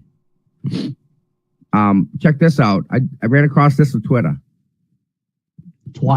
Just a dude out there in the world that has his own intelligence level, make his own decisions, and he. We're only watching this, by the way, because I want to hear Tommy's feedback on yesterday. I really want to hear what Tommy had to say. And then, or have you ever seen this disc before? I've never seen that before in my life. It doesn't add. Well, I think that's a slap in the face that we didn't see coming. What that guy just said. You know what I want to hear. I'm innocent. You're gonna find out. Like, this doesn't matter. No. I'd like to have that guy. I'd like to have him on the show. I would love to. On this all for you guys, so you guys don't have to deal with it. Police chief, come on. Kill the rabbit. You have to stop by there. This is so she doesn't weird. belong there. Just because she's there long enough, she's a female and she's the deputy chief. Doesn't means mean nothing. The buffer zone. Yep. Thank you, Mark Mendoza. He is, without a doubt, an awesome human being. He tried last. That's where I'm at. I know. Tom, Check you this can't out. do it. And then that guy from. Go ahead. Check this out, Mike. The best thing in this whole article. Oh, Tommy, this is not what this is. He's not even talking about the buffer zone. But yes, very interesting that he's not there. Tom goes to all those hearings. Very interesting that he's not there. And by the way, I know a lot of you are thinking, where's the Karen Reed trial? I can't see it pop up. It's not up yet. Well, you're going to be the first people in the whole world to know, because I'm on a limited list of people who can show you this in-court Zoom, which is going to be faster than the pool feed. And the second the court goes live, you are going to see it. And we together are going to hear Judge Cannoni announce her instructions. Let's see what Tom's talking about now. Good morning to you too, buddy. Yeah, it's social media, like they think it's a bad thing, right? It's like, no, actually, guys, it empowers the people. And let me just tell you something, John Colley, social media, this social media came aboard. Dude, it's not going away. So either you have to figure it out and how to work with it, or you can't really run an office anymore. Because if you run an office, even Maura Healey, everybody, mayor. Yeah, Boston Mike's just chatting about how, like, social media is here, whether you're on it or not, like part of it or not, whether it doesn't matter, it's here. So you better learn how to operate in those environments if it's relevant to your interest, whether it's justice or whatever. I hope you won't use it for malevolent ends. All right, by the way, if you're just joining, the Karen Reed trial is not yet started for today. We are still waiting. We have some of the best access to inside the courtroom related to this Zoom. And the second that the trial goes live, we will see it. Jury impanelment. We'll find out if there's anything being discussed. And then also, I'm going to check the docket for you right now, like a good towel, because I am a towel. And as a result of my towelness, I want to update you to see if anything has gone up in the last 45 minutes while we've been waiting for this to come into session. All right, let's see.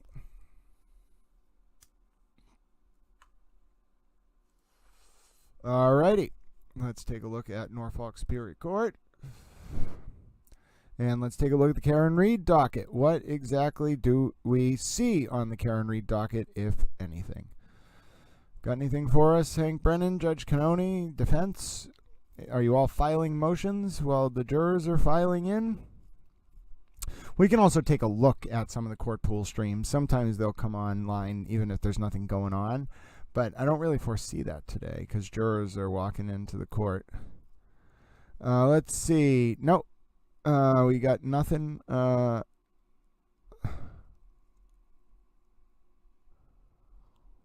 All right, there is a ruling from Judge Cannoni on the jury impanelment ruling. The parties are to have no contact with the jurors or potential jurors directly or indirectly. The parties shall not disclose the results of their research without leave of court. Only one non-lawyer from each side may participate in the research. Wow. It's only one clerk from each side. She's worried about clerks leaking.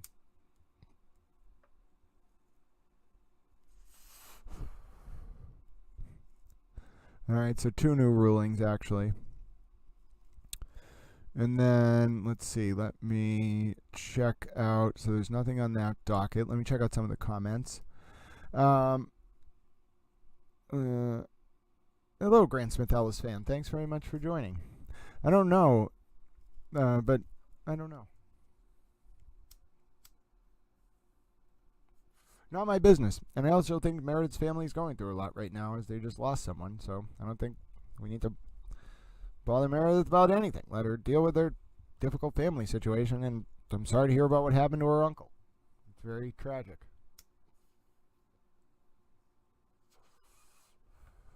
Team Grant, says Drew Drops.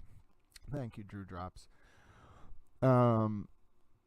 Let's see. A lot of discussion about the nipple cult. I'm still not exactly sure what's going on there, but a lot of discussions about the nipple cult. Let's see. Yeah, there's a lot of people who are very, very interested, and it's going to take a second to load all these comments, by the way, because you left a lot of comments. All right, I'm back. Oh, yes, Murder by Maestro is saying that they feel compelled with their wall of blue not to make inappropriate comments. Good job, Murder by Maestro. Welcher's going to be brilliant.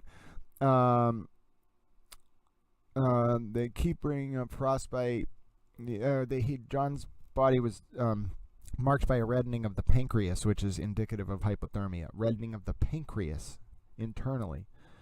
They said he should have been frostbitten. I think it's more about the pancreas. The reddening of the pancreas is how you see hypothermia.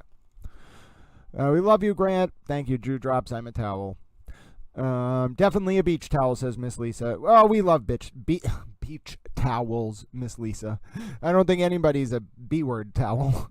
I mean, I guess if that's your thing. I'd like to be the little lemon towel they give you after eating. Okay, that's absolutely fine, Murder by Maestro.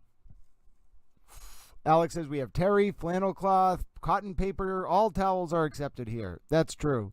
This is a towel-friendly universe. All towels accepted, but there's a clear class divide.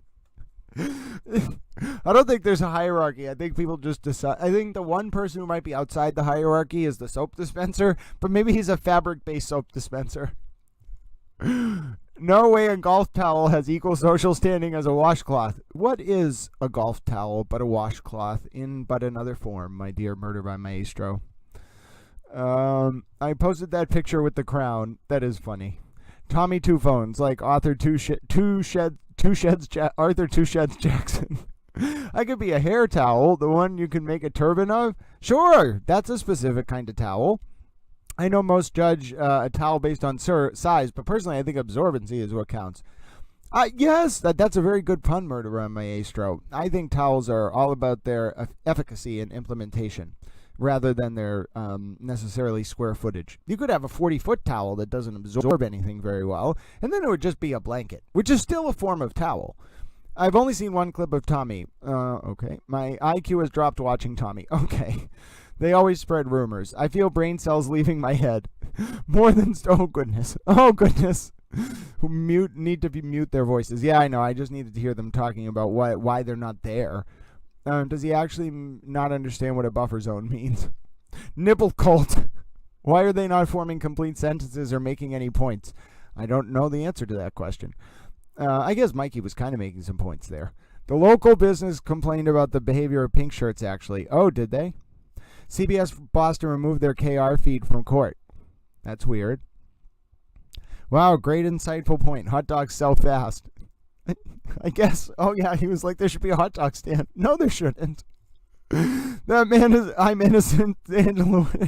That man is a legal mastermind. I'm learning more about hot dogs than ever before. Oh, my God. You guys are just having the time of your life. You were like, turn it off, but at the same time, you were all having a great time.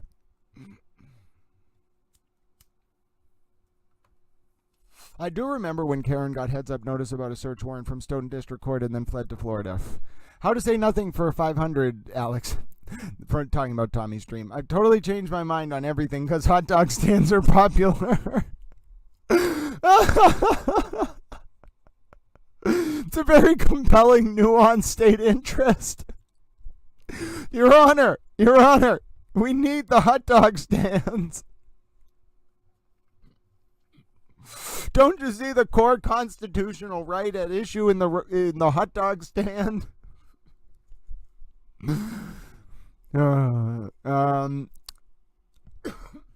Yep, Karen put a 6-digit passcode apparently, which they eventually were, I'm sure, able to use Gray Key to break. But by the way, did you know Apple and the government have a special deal where you can get around the brute force limit on an Apple device if you run Gray Key, and then the Apple won't give you the password to it if you're the state because they don't know it, but they'll let you brute force it using a dictionary-based attack.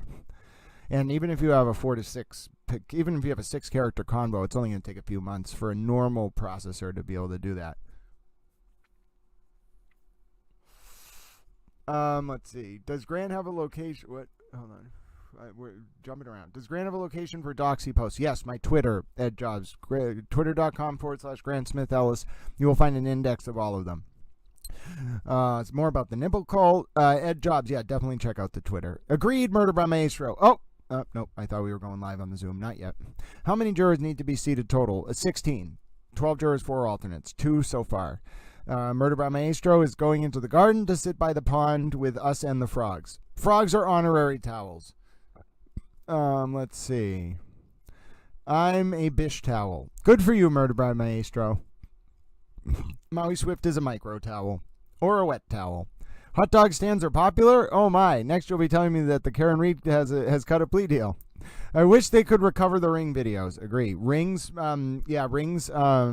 the keeper of records is on the list, but the deleted videos are gone. We learned it from Lally during the first trial. So I think that's just to confirm that Karen deleted them, or someone deleted them before anyone was investigating the case. I'm pretty sure at like 5:30 or 10 a.m. that morning, before Karen even got her car taken when she drove it back to Dighton.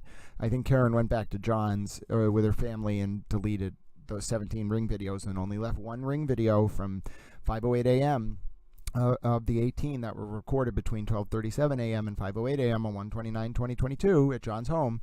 Karen had previously talked to Higgins about how she knew where the cameras were, about how John had been telling Karen that he saw her and Higgins walking out, that he was worried, he was worried she was cheating. And again, Higgins ended that affair because he was concerned Karen was lying to him and using him to hurt John. But Karen said that she knew where the ring cameras were to Higgins. And Karen definitely knew how to, I think, delete those videos. So that could be big. Yes, that's right, Grant. Thank you, Dewdrops. I agree. At least if they could get the access logs to show a deletion took place. Yeah, they're going to subpoena Ring. I don't know what Ring has, but they're going to find out. Hank Brennan's a genius. Now, we can take a look, by the way, to see if anything's going on from within inside court. But as I told you, we have a direct feed. This is one of the few places you can get an authorized direct feed inside to court, and we're not seeing anything. I mean, we'll check Christina's feed, because Christina's always hanging out in court. Christina lives in court. Nothing yet from Christina. So things are probably just starting, folks. My guess is the day just hasn't started up. Let's see, what do we got from Dee Dee? Probably the Welcher ruling. Yep. Hey, I beat Dee Dee by like 10 minutes. I'm a towel. If I beat Dee Dee to a document, I'm a towel. Oh, John DePetro's inside the courtroom. That's good, John. I'll give you a like. What do you got?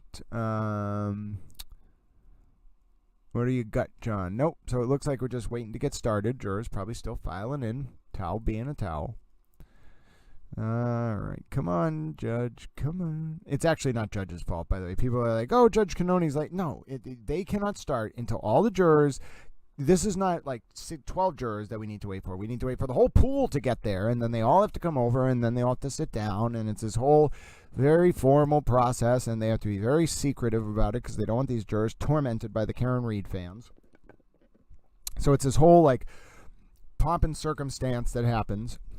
And again, unless we start the day with a motion hearing, which the longer we go, the less likely it is, because Judge Cannoni would be just doing the motion hearing now before the jurors got there. If we just open with Judge Cannoni talking to jurors, this is going to be another day where you see and hear nothing. It's going to start with, hi, jurors, normal Judge Cannoni language, and then go right into questioning, and then that's going to be it all day. But that said, we are, as I do have this unique insight here someone said thank you for being our towel and sent a donation. Well, thank you. I'm truly grateful, and I don't always, I think the person who left a donation does use their YouTube name, but I don't always read them out because I don't want to, if you don't want me to say it, I'm not going to say your name, but if you say in your donation, it's okay to say thank you to me on the stream, I will say thank you personally. Otherwise, I'll be very general. And then, of course, also, if you have comments, if you want to ask questions, if you want to chat as we wait for Judge Cannoni, we know the courtroom's filling up, so it shouldn't be too much longer, and you all, before any other stream, are going to see that court come into session because we have a direct feed into the courtroom, and it's not the pool feed, which is necessarily delayed. I have access to that, but I don't like using it because it's so far behind. It is the raw feed, which there's no lag at all, maybe like 5 milliseconds into the court. So we have it, folks. We have it right here. Yeah, Higgins wasn't jealous. Karen was losing control. John was fine with the relationship ending, and Karen was trying to torment him. She made up that lie about like a plumber coming to see her at 8 p.m. on that Friday night to try to get John to invite her out to the bar with Camerano and her and his friends. It was all Karen trying to just keep control. She was being told no, and Karen's I think Karen has some kind of pathological demand avoidance, because just the concept of being told no isn't too much for her. Monty said, no need to thank me. It's a thank you to Master Towel. Oh, well, God bless you, Monty. I am a towel. It means so much to Little Towel, and although I can't go get my 7-Eleven pizza now, I promise you I will be doing so as soon as Judge Cannoni comes into session. And you might say, Grant, didn't you already have a slice of 7-Eleven pizza today? And I will say yes. But another 300 calories will help Little Towel get through his class. And then either we will see each other later today with a reinvigorated towel, or we'll see each other tomorrow. But I'm going to stay with you until we go into session, no matter what, because as I mentioned, we have this rare privilege of being able to see directly into the courtroom. And as soon as the screen turns over here, you will all know that on every other screen, there's going to be a transition to coverage. So yes, Towel doing the little towel dance, being a towel, trying to keep you all engaged. And I wouldn't even say I'm trying to keep you engaged. It's just I know that, similar to you all, when I'm watching these streams in the morning, I'm like, what is going on? Why is it 9:40 and we're sitting here? And it's not because, as I said, there's any delay. It is that there actually has to be a process of getting 90 people or 60 people or 120 people, however many we get to today. All of them have to be filed in. They get walked over. It's very secretive. And then they get escorted into the courtroom. The cameras only go on, and they're very strict with how the cameras point. The cameras only go on for like 5 minutes. And then, oh,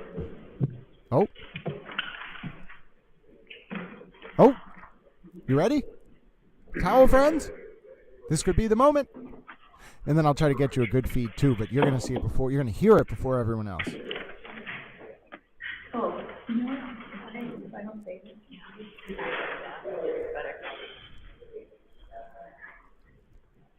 Yay, towel friends.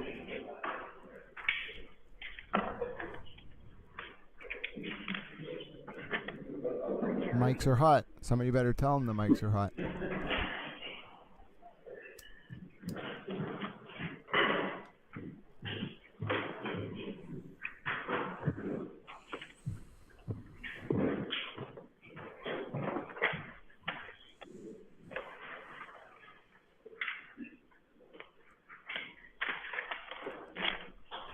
Seems to be some shuffling of papers.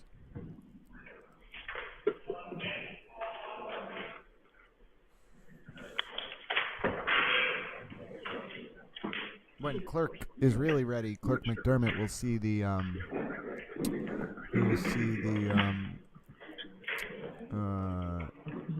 camera come on. Oh, okay. Hold on. I got two views now. Hold on. I got a camera inside the courtroom and really good audio.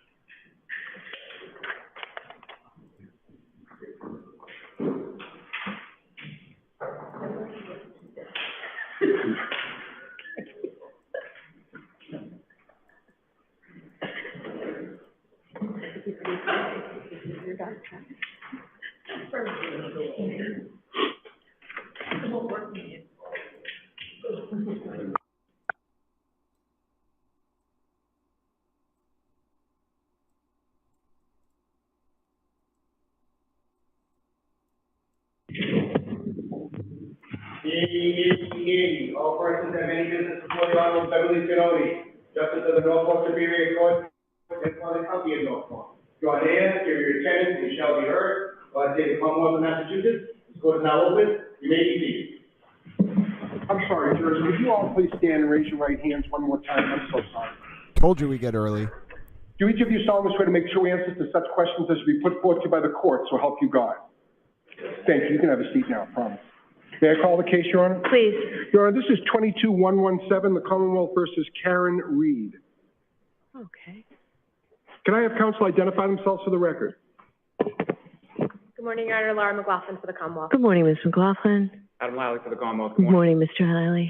Good morning, Your Honor. Hank Brennan for the Commonwealth. Good morning, Mr. Brennan. Good morning, Mr. Jackson. Good morning, Your Honor. Elizabeth Little. Good morning, Ms. Little. Good morning, Your Honor. Robert Alessi on behalf of Ms. Reed. Good morning, Mr. Alessi. Good morning, Your Honor. David Giannetti for Karen Reed. Good morning, Ms. Giannetti. Good morning, Your Honor. Victoria George, also on behalf of Ms. Reed. Good morning, Ms. George, but good morning, Ms. Reed. All right. Karen Reed, can you please stand? Karen Reed, you are now set at the bar to be tried, and these good men and women who I shall call to pass between the Commonwealth and you upon your trial. If you'd object to any of them, you must do so before they are sworn. You have a right to challenge any 16 jurors without giving reason. Thank you. All right. Good morning, jurors. My name is Beverly Canoni. I'm a judge of this court, and I want to welcome you here today and give you some idea on how we think your day is going to shape up for you. As you know, jury service is probably the most important civic duty that we have, and we really appreciate that you're all here ready, willing, and able to serve if you're called upon to do so. And we appreciate your patience during the procedure that we're going to follow today. Now, you've heard we're selecting a jury for the criminal case of Commonwealth versus Karen Reed. The Commonwealth alleges that at approximately 6 o'clock in the morning of January 29, 2022, the Canton Police Department received a 911 call reporting an unresponsive male party in the snow outside a residence at 34 Fairview Road in that town. Officers responded and discovered the man, later identified as John O'Keefe, off the roadway in the front lawn area. Officers identified 3 women with Mr. O'Keefe, one of whom was the defendant, Karen Reed, the girlfriend of Mr. O'Keefe. The defendant had been with Mr. O'Keefe on the previous evening at 2 different bars in Canton and had driven with him to this residence in the early morning hours of that date. Mr. O'Keefe was treated by paramedics from the Canton Fire Department and transferred to Good Samaritan Medical Center, where he was later pronounced deceased. The Commonwealth alleges that the defendant struck Mr. O'Keefe with her vehicle earlier that morning and then left the scene while Mr. O'Keefe lay injured in the snow during a blizzard. The defendant denies these allegations. She is presumed to be innocent and has pled not guilty. The defendant is charged with second-degree murder. She is also charged with manslaughter while operating under the influence and with leaving the scene after causing personal injury or death. I will describe these crimes in greater detail at the end of the case when I teach you the law. But briefly, murder is the unlawful killing of a human being. There are various ways in which the Commonwealth can prove a murder case, and the Commonwealth is permitted to proceed under all theories it believes it can prove. Here, the Commonwealth alleges that Ms. Reed committed murder and that murder was murder in the second degree. In order to prove the defendant guilty of second-degree murder, the Commonwealth must prove beyond a reasonable doubt that the defendant committed an unlawful killing and that it was done in malice. In comparison, involuntary manslaughter is an unintentional, unlawful killing caused by wanton or reckless conduct. These terms and the elements of the crimes will be explained to you in greater detail at the end of the case before you begin your deliberations. Now, at the outset, I would like to address the issue of public interest in this case and the duty of this court to adhere to the rule of law. John Adams said that we are a government of laws, not of men, and that the law must be deaf to the clamoring of the public. He meant that while public opinion about a given subject may ebb and flow, the law must be steady, reliable, and even-handed.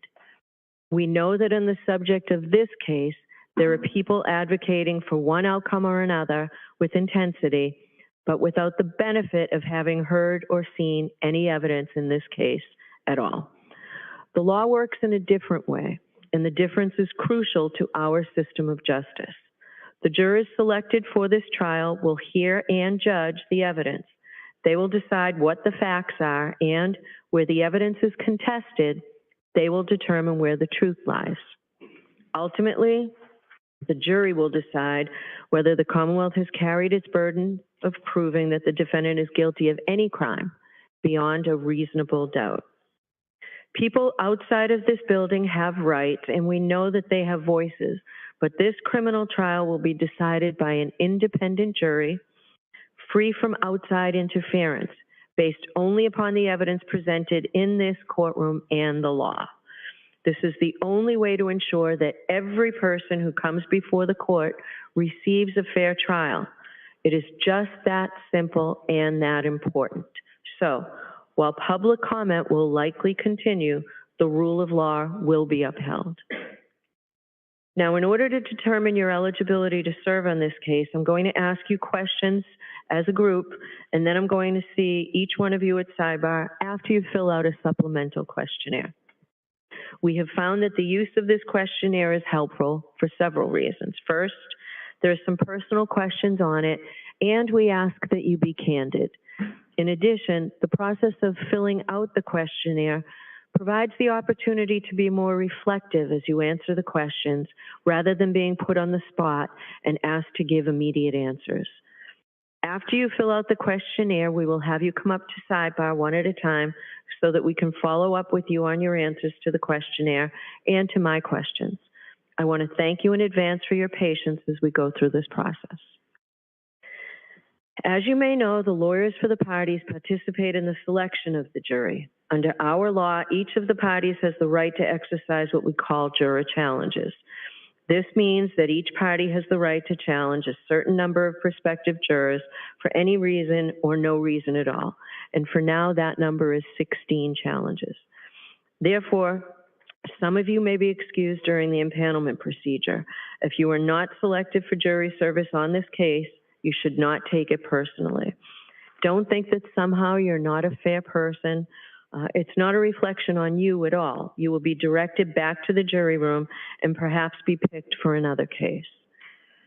In a little while, I'll pose a number of questions to you as a group. You have taken a note that requires you to truthfully answer these questions and all questions posed to you. If your answer is yes to any of the questions that I ask, I will ask you to raise your hand and hold up your juror card in the air with the numbers facing out so the court officer can read your number for the card. You don't need to take those cards out yet. We'll let you know when you need to take those cards out. The fact that you answer yes to one or more of my questions does not mean that you're automatically disqualified from jury service. It simply means that there are matters that the lawyers and I need to discuss with you at sidebar. If you find a question posed to the group overly intrusive, you may elect to answer that question at sidebar. I may have additional questions for you which relate to issues that may be raised in the trial and are designed to give us information regarding your ability to serve as a fair and impartial juror in this case, and the lawyers are permitted to ask you questions for the same purpose. This is not a test. There is no right or wrong answer. We're simply looking for your best and most honest answer to the questions. So at this point, I'm going to ask the lawyers to introduce you to themselves, and I'm going to ask that the defense counsel introduce their clients, starting with the Commonwealth, please. Thank you, Your Honor. Good morning, ladies and gentlemen. My name is Hank Brennan. I have the privilege of representing the Commonwealth of Massachusetts. Along with me in this case, there are two other attorneys. Like to introduce both of them. My far right is Attorney Laura McLaughlin. And beside me is Attorney Adam Fowler. Thank you. For the defendant, please. Good morning, ladies and gentlemen. Good morning, ladies and gentlemen. My name is Alan Jackson. I have the honor and privilege of representing Ms. Karen Reed, standing to my right. Good morning, ladies and gentlemen of the jury. My name is Elizabeth Little, and I have the privilege of representing. Morning, ladies and gentlemen. My name is Robert Alessi, and I also have the privilege of representing Ms. Reed. Good morning, ladies and gentlemen. My name is David Yannetti. I'm an attorney. I have offices in Boston and right here in Dedham. My pleasure to represent Karen Reed. Good morning, ladies and gentlemen of the jury. My name is Victoria George, and I also have the honor of representing Ms. Reed. Good morning, I'm Karen Reed. Thank you for being here. Good morning. All right. Thank you very much. So I'm going to read the witness list to you folks. It's very long. It does not mean that all of these people will be called as jurors, but you may hear the names of some of these people during the testimony. So it's important that you listen and think about whether or not you know these folks, because you will be asked that question in a little while. The list is alphabetical, but it's alphabetical by first name. Aidan Kearney from Jefferson, Massachusetts. Isaac Wolf, Dr. Isaac Wolf from South Miami, Florida. Alfred Lopalato from Canton. Allison McCabe, also from Canton. Andre Porto from the Massachusetts State Police Crime Lab. Andrew Klain, Bridgewater. Andrew Renschler, PhD, from Pittsburgh, Pennsylvania. Angela Malvone from Canton. Annie Chung, also Canton. Anthony Flamati from the Canton Fire Department. Ashley Bell, Canton. Ashley Valaire, State Police Crime Lab. Brian Albert, Norton. Brian Albert Norwood. Brian Albert Jr., Boston. Brian Higgins, Sandwich. Brian Loughran, Canton. Brian Wanless, retired from the Canton Police Department. Bridget Meehan, keeper of the records from Canton. Caitlin Albert, Easton. Lieutenant Charles Ray of the Canton Police Department. The Chief of the Canton Police Department, Helena Rafferty. Chris Van E., PhD, from Novi, Michigan. Christina Hanley, Mass State Police. Christopher Albert, Canton. Christopher Curran, Canton. Colleen Crawford from the Norfolk County District Attorney's Office. Colin Albert, Canton. Courtney Proctor, Canton. Kurt Roberts, Canton. Daniel Whitley, Canton Fire Department. Daniel Wolf, PhD, from Penns Park, Pennsylvania. Derek Ellington from Wake Forest, North Carolina. Dr. Marie Russell from Los Angeles. Dr. Elizabeth LaPosada from Providence, Rhode Island. Elizabeth Proctor from Canton. Eric Hanlon, Canton. Erin Beatty, Canton. Erin O'Keefe, West Bridgewater. Francis Walsh, Canton Fire Department. Garrett Wing, Green Cove Springs, Florida. Gary Fowler from Brockton. George Woodbury, Canton Fire Department. Gretchen Voss from Boston. Hannah Knowles, the State Police Crime Lab. Heather Maxon, Walpole.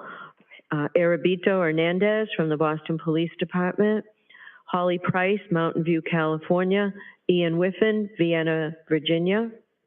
Dr. Scordy Bello from the Office of the Chief Medical Examiner in Boston.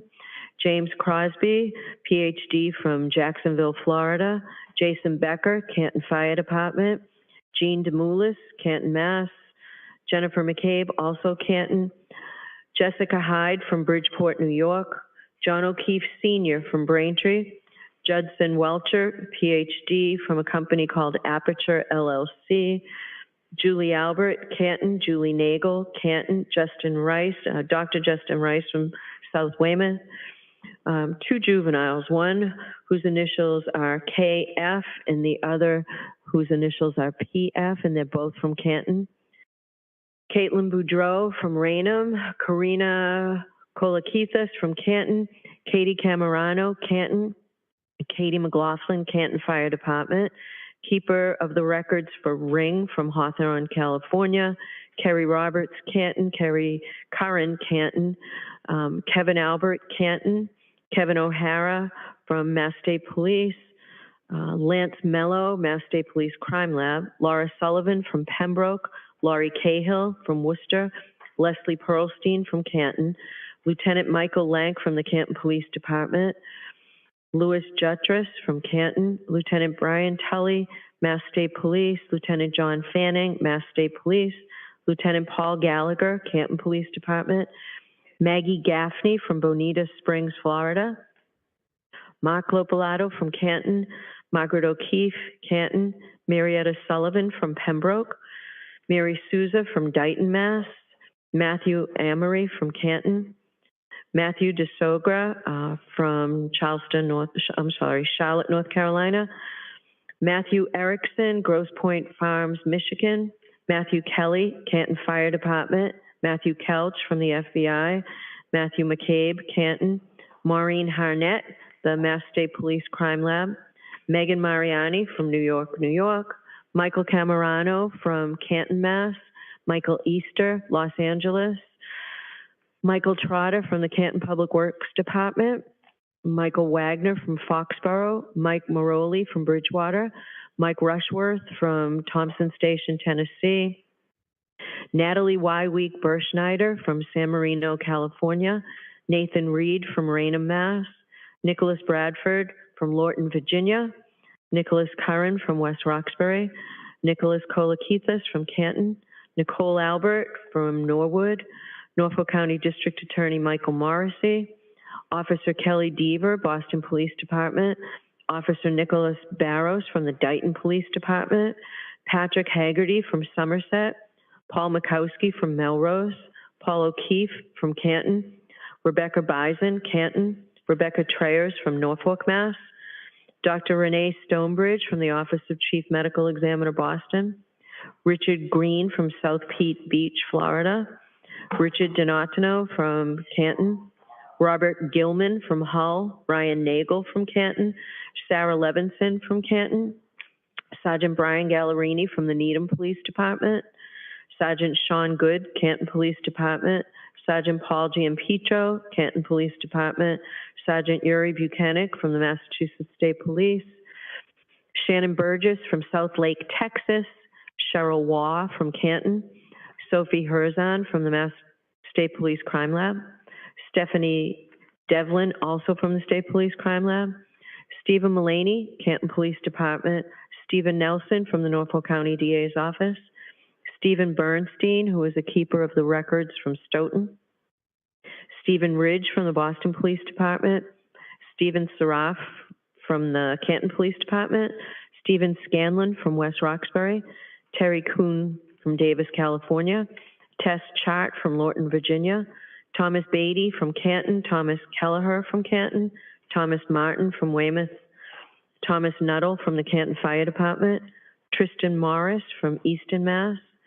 The following are state troopers: Trooper Connor Keefe, Trooper David DeChico, Trooper Evan Brent, Trooper Jeffrey Kostowski, Trooper Joseph Paul, Trooper Kathleen Prince, Trooper Michael Proctor, Trooper Nicholas Garino, Trooper Zachary Clark, Wendell Robery from Canton, and William Reed from North Dighton, Mass. Those are the list of witnesses. Now, as you can imagine, there are a lot of witnesses. This case is going to take a long time to try. We're in the process of impaneling a jury. We expect that that also will take a while. I'm told by the lawyers that their best estimate of how long the evidence will take will be 6 to 8 weeks. We can't tell you exactly when the case will start. We can give you an idea, and we will keep you posted as the impanelment process goes on as to when the case will start. But 6 to 8 weeks, and it will go from 9 o'clock in the morning until 4 o'clock in the afternoon. There'll be a few days in there that we won't be in session, and there'll be a few more half days that will just go morning. So we realize it's a long time, and we realize it's a lot to ask of you folks, but that will be the schedule. The daily schedule will be, we'll start at 9 in the morning. We'll take a 15 or 20-minute recess around 11 o'clock. We'll break for lunch at 1 o'clock, and lunch will be brought into you every day. We usually would like to think about having abbreviated lunches where jurors are having their lunch in the courtroom so that we can get as much testimony in a day as possible, so that hopefully it will be shorter than the 8 weeks. That's our intent at this time, and that's the best estimate. It's a good faith estimate. Sometimes trials go longer and sometimes they're shorter. And we do our best. Once we know, every day at the end of the day, I will tell you if we are on track for finishing on schedule, or if we're a little ahead of schedule, or if we're a little behind. And I can tell you, I don't think I've ever had to say to a jury that we're behind schedule. So that's our goal. Now, it might help if I give you a preview about some basic law that applies to criminal cases like this. It's my job to teach the jury the law, and I don't do that completely until the end of the trial. So for now, I will give you a very brief summary of some of the legal principles that will govern this trial. First, and most basically, the defendant starts this trial presumed to be innocent. The fact that Ms. Reed was arrested or that she was indicted is not proof of anything. An indictment is simply a piece of paper. It just makes an accusation. An indictment is merely a formal manner of accusing a person of a crime in order to bring her to trial in the Superior Court. But it is only the jury, in other words, you folks, who can decide whether the prosecution has proved its case beyond a reasonable doubt. If the Commonwealth does not do that, then the presumption of innocence requires you to find the defendant not guilty. The law does not require a defendant to prove her innocence, to produce any evidence whatsoever, or to do anything other than attend the trial. Defendant has every right to just sit in that chair and say, you accuse me, now you prove it, and prove it beyond a reasonable doubt and to a moral certainty. The presumption of innocence remains with the defendant until you, the jury, make your determination after listening and considering all the evidence. Another important principle of law is that the defendant has an absolute right not to testify, and I just talked a little bit about that. And that's because the entire burden of proof in this case is on the Commonwealth to prove she's guilty. A defendant's decision whether or not to testify has nothing to do with the question of whether she is guilty or not guilty. The jury must not consider it in any way or even discuss it in their deliberations. Jurors in a criminal case must determine whether the Commonwealth has proved its case against the defendant beyond a reasonable doubt based solely on the testimony of the witnesses and the exhibits. That brings me to the requirement of proof beyond a reasonable doubt. What is proof beyond a reasonable doubt? The term is often used and probably pretty well understood, though it is not easily defined. Proof beyond a reasonable doubt does not mean proof beyond all possible doubt. For everything in the lives of human beings is open to some possible or imaginary doubt. A charge is proved beyond a reasonable doubt if, after you have compared and considered all of the evidence, you have in your minds an abiding conviction to a moral certainty that the charge is true. When we refer to moral certainty, we mean the highest degree of certainty possible in matters relating to human affairs, based solely on the evidence that has been put before you in this case. I have told you that every person is presumed to be innocent unless and until he or she is proved guilty, and that the burden of proof is on the Commonwealth. If you evaluate all the evidence and you still have a reasonable doubt remaining, the defendant is entitled to the benefit of that doubt and must be acquitted. It is not enough for the Commonwealth to establish a probability, even a strong probability, that the defendant is more likely to be guilty than not guilty. That is not enough. Instead, the evidence must convince you of the defendant's guilt to a reasonable and moral certainty, a certainty that convinces your understanding and satisfies your reason and judgment as jurors who are sworn to act conscientiously on the evidence. This is what we mean by proof beyond a reasonable doubt. Our system of justice depends on judges like me and jurors like you being able and willing to make careful and fair decisions. All people deserve fair and equal treatment in our system of justice, regardless of their race, national origin, religion, age, ability, gender, sexual orientation, education, income level, or any other personal characteristic. You have agreed to be fair, and I am sure that you want to be fair, but that is not always easy. One difficulty comes from our own built-in expectations and assumptions. They exist even if we're not aware of them, and even if we believe we do not have them. Some of you may have heard this called implicit bias, and that is what I'm talking about. Now, of course, we judges have the same problem as everyone else, so let me share a few strategies that we have found useful. First, slow down. Do not rush to a decision. Hasty decisions are more likely to reflect stereotypes or hidden biases. Second, keep an open mind. Avoid drawing conclusions until the end of the case when you and your fellow jurors deliberate. Remember that when you deliberate, you will have all the evidence and all the time you need to make a careful decision. So there truly is no need to start making your mind up before then. Third, you should listen closely to all the witnesses. That is the best way to ensure that you decide this case based on the evidence and the law instead of upon unsupported assumptions. Fourth, as you listen to the testimony about the people involved in this case, consider them as individuals rather than as members of a particular group. And finally, I might ask myself, would I view the evidence differently if the people were from different groups, such as different racial, ethnic, or gender identity groups? At the end of the case, I will remind you of these strategies and ask you to focus on the evidence instead of any unsupported assumptions you may have. All we ask is that you, individually and as a group, do your best to resolve this case based upon the evidence and the law without sympathy, bias, or prejudice, to the best of your ability as human beings. Now, I know that some of this might be confusing, and perhaps all of it's confusing at this early stage of the case. You'll certainly be in a better position to understand this at the end of the case when you've heard the evidence and I can explain the law to you in detail. So don't be worried if you didn't catch everything I said. Why am I telling you these things?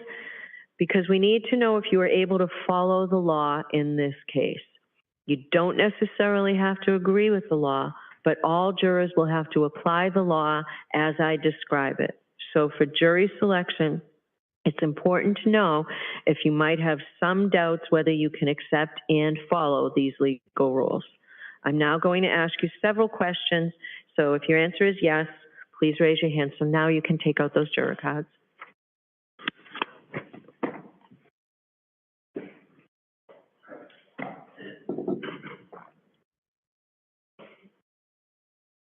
But before we begin, I understand that sometimes jurors do not fill out their juror questionnaires completely, that sometimes we're in a rush to send them in, or we don't think that our situation applies to the question that's being asked. So if there's something on your form that's not filled in, like your age or prior work experience, we'll ask you. But it's also the time, if you're thinking about it, maybe you did not include any prior involvement with the court system, either as a juror or a witness or a party to some litigation. So if there's something that you know is missing from this form, please just let us know that at sidebar, right? So the first question is, do you or a close personal friend or family member know, or have you had any prior dealings with the witnesses whose names I've called? Juror number 168, 168. 167, 167.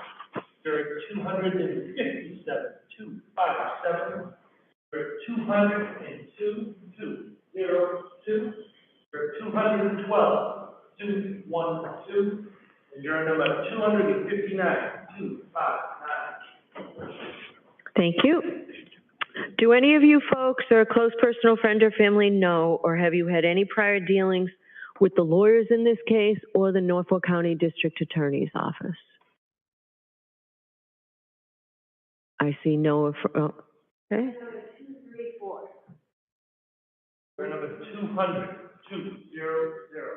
Okay. Thank you.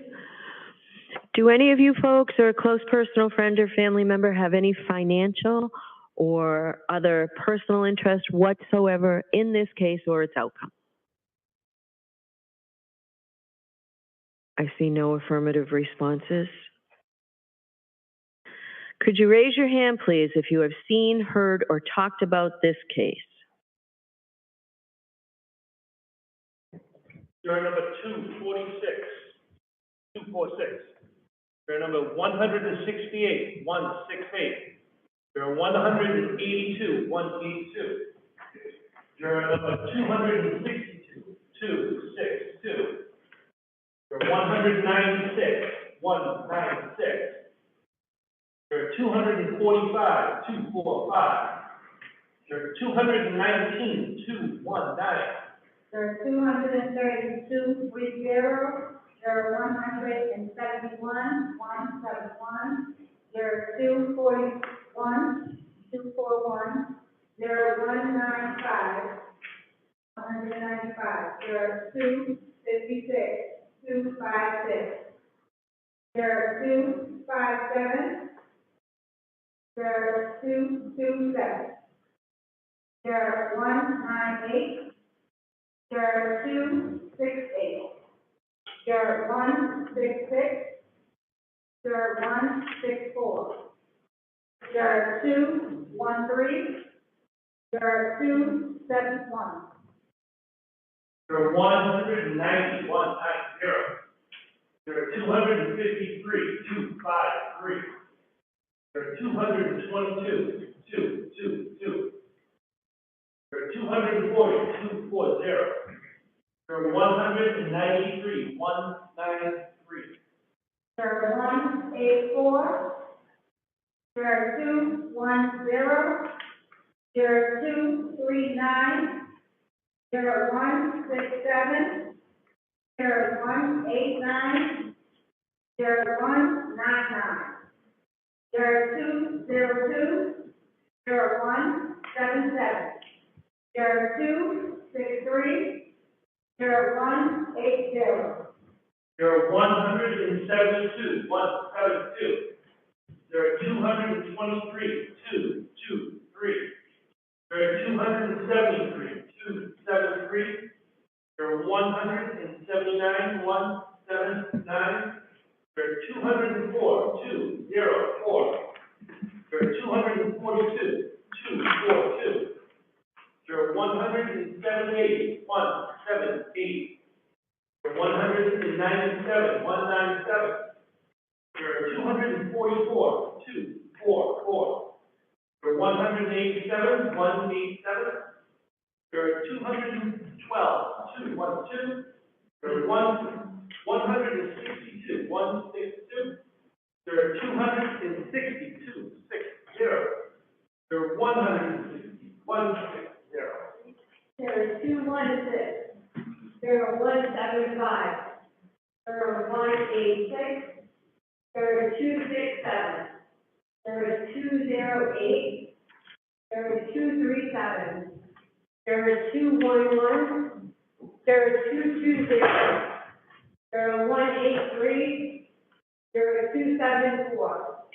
There are 163. There are 181. There are 248. There are 243. There are 229. There are 234. There are 251. There are 217. There are 173. There are 259.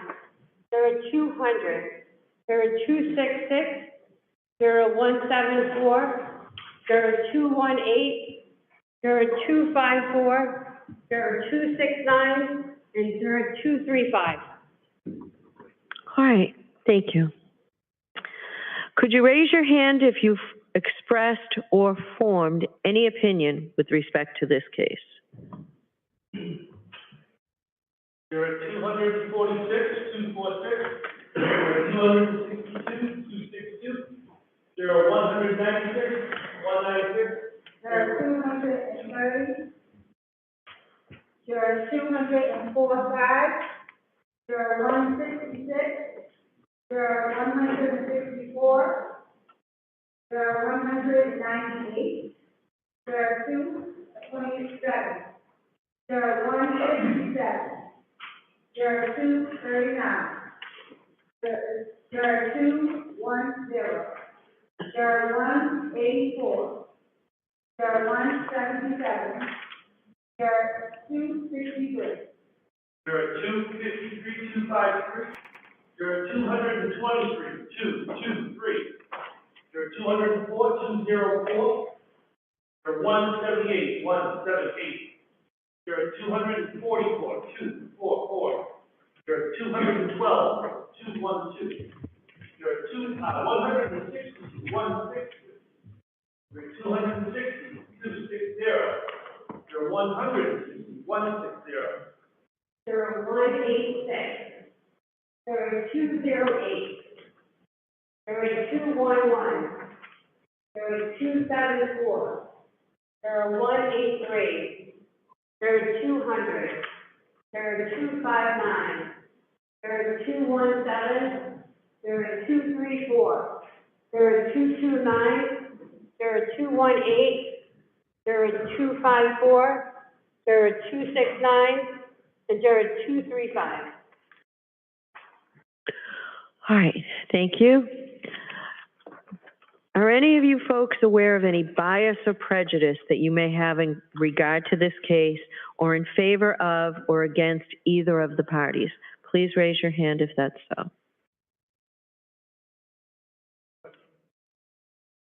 Are any of you aware of any bias or prejudice that you may have in regard to this case or in favor of or against either of the parties? There are 232. There are 202. There are 160, 160, 260, 260. There are 223, 223. There are 204, 204, 178, 178. There are 208. There are 229. There are 217. There are 259. There are 218. There are 254. And there are 269. Okay. Thank you.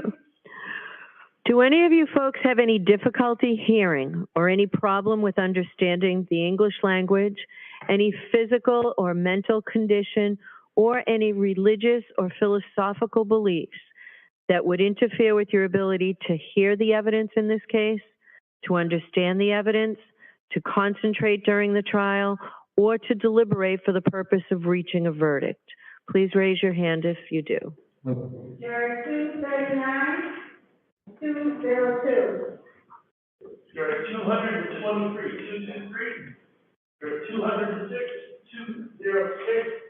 There are 178, 178. There are 165, 165. There are 272, 272. There are 208. There are 259. There are 180, 180. Okay, thank you. Would you raise your hand if you have any difficulty or believe you'd have any difficulty following the important constitutional concepts that I've described? First, that the burden of proof rests entirely with the Commonwealth. Second, that burden of proof is proof beyond a reasonable doubt and to a moral certainty. And third, that the defendant has absolutely no burden of proof. She can sit there and remain silent. She doesn't have to do a thing. Please raise your hand if you have difficulty with any of those concepts. I see no affirmative responses. I can tell you folks that I talk to jurors after every trial, and they always tell me that they have found their jury experience to be not only an interesting one, but many jurors tell me that their jury experience was a very rewarding one for them. But I do understand that for some people, serving on this jury would cause a substantial hardship. And let me tell you what I mean by that. A substantial hardship means that there's something that's personal to you, such that you would not be able to serve as a juror. And it means that a person sitting next to you or another juror would have to take your place. Now, I ordinarily think of it in terms of you're either a student or you have airline tickets or surgery scheduled during the course of this trial. But I will hear from anyone who believes that they have a substantial hardship in this case. If you think that that's you, please raise your hand. There are 246, 246. There are 169, 169. There are 271, 271. There are 240, 240. There are 193, 193. There are 164, 164. There are 219, 219. There are 230, 230. There are 195, 195. There are 166, 166. There are 210, 210. There are 184. There are 184. There are 177, 177. There are 239, 239. There are 194, 194. There are 160, 160. There are 179, 179. There are 204, 204. There are 178, 178. There are 272, 272. There are 207, 207. There are 211, 211. There are 267. There are 186. There are 288, 248, Juror 274, Juror 183, Juror 192, Juror 228, Juror 229, Juror 217, Juror 173, Juror 259, Juror 266, Juror 218, and Juror 269. Juror 262, Juror 245, Juror 268, and Juror 202. Okay, thank you. So in a minute or so, I'm going to leave the bench to give you a chance to fill out those supplemental questionnaires that will be given to you. I ask that you not talk to your neighbor or share with any other prospective juror any questions or comments or concerns you might have about jury duty generally, or in this particular case. If you have any questions or concerns, you can bring it to my attention at sidebar. So we'll recess, and the court reporter will recess, and we'll start up again as soon as we can. All right, to the court, please. Hello, folks. GrantSmithEllis here. There has been an update. There was a very serious mistake by the Court TV pool camera person. The identities of at least 4 jurors in the pool have been compromised. We don't know if Judge Cannoni has been informed. She may have to exclude these 4 jurors. Now, without showing you the 4 jurors, I am able to show you what happened. This is, of course, breaking news. It just happened. Now, the court is in recess while jurors fill out their forms. But one second, folks. Let's take a look. Oh, okay, the court has ended the Zoom, so we are done for now. So that's an indication that we are in recess for the time being. Okay, thank you for ending that. I appreciate you, Zoom. We'll just exit out of there. All right, now, hold on, let me show you what has just happened. It's happening in real time, folks, real time. This is the image, Court TV. I have blurred it. Wow, a lot of you Towel friends still watching. I have blurred the image, folks, but Court TV compromised multiple people in the juror pool during the Karen Reed trial. This is now the news of the moment. News of the moment, folks.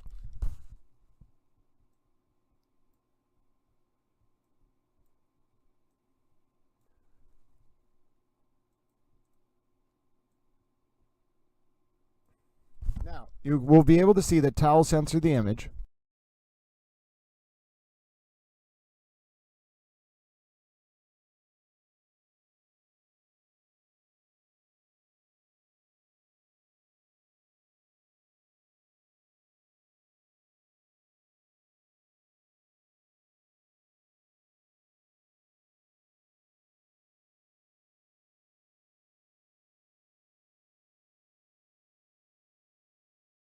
Am I back? Did I ever actually leave?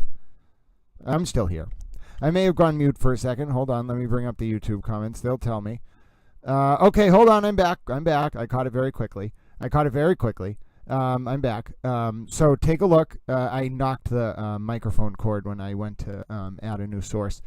Take a look at what has just happened, folks. I don't know if you caught the news, but the situation is quite serious.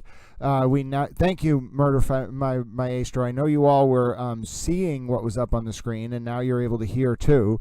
Yeah, I apologize about that. Sometimes when I knock the cord to the microphone, it pauses the input to the computer. But just so you all know, jurors are filling out their form. You can go about your business for the day in a second.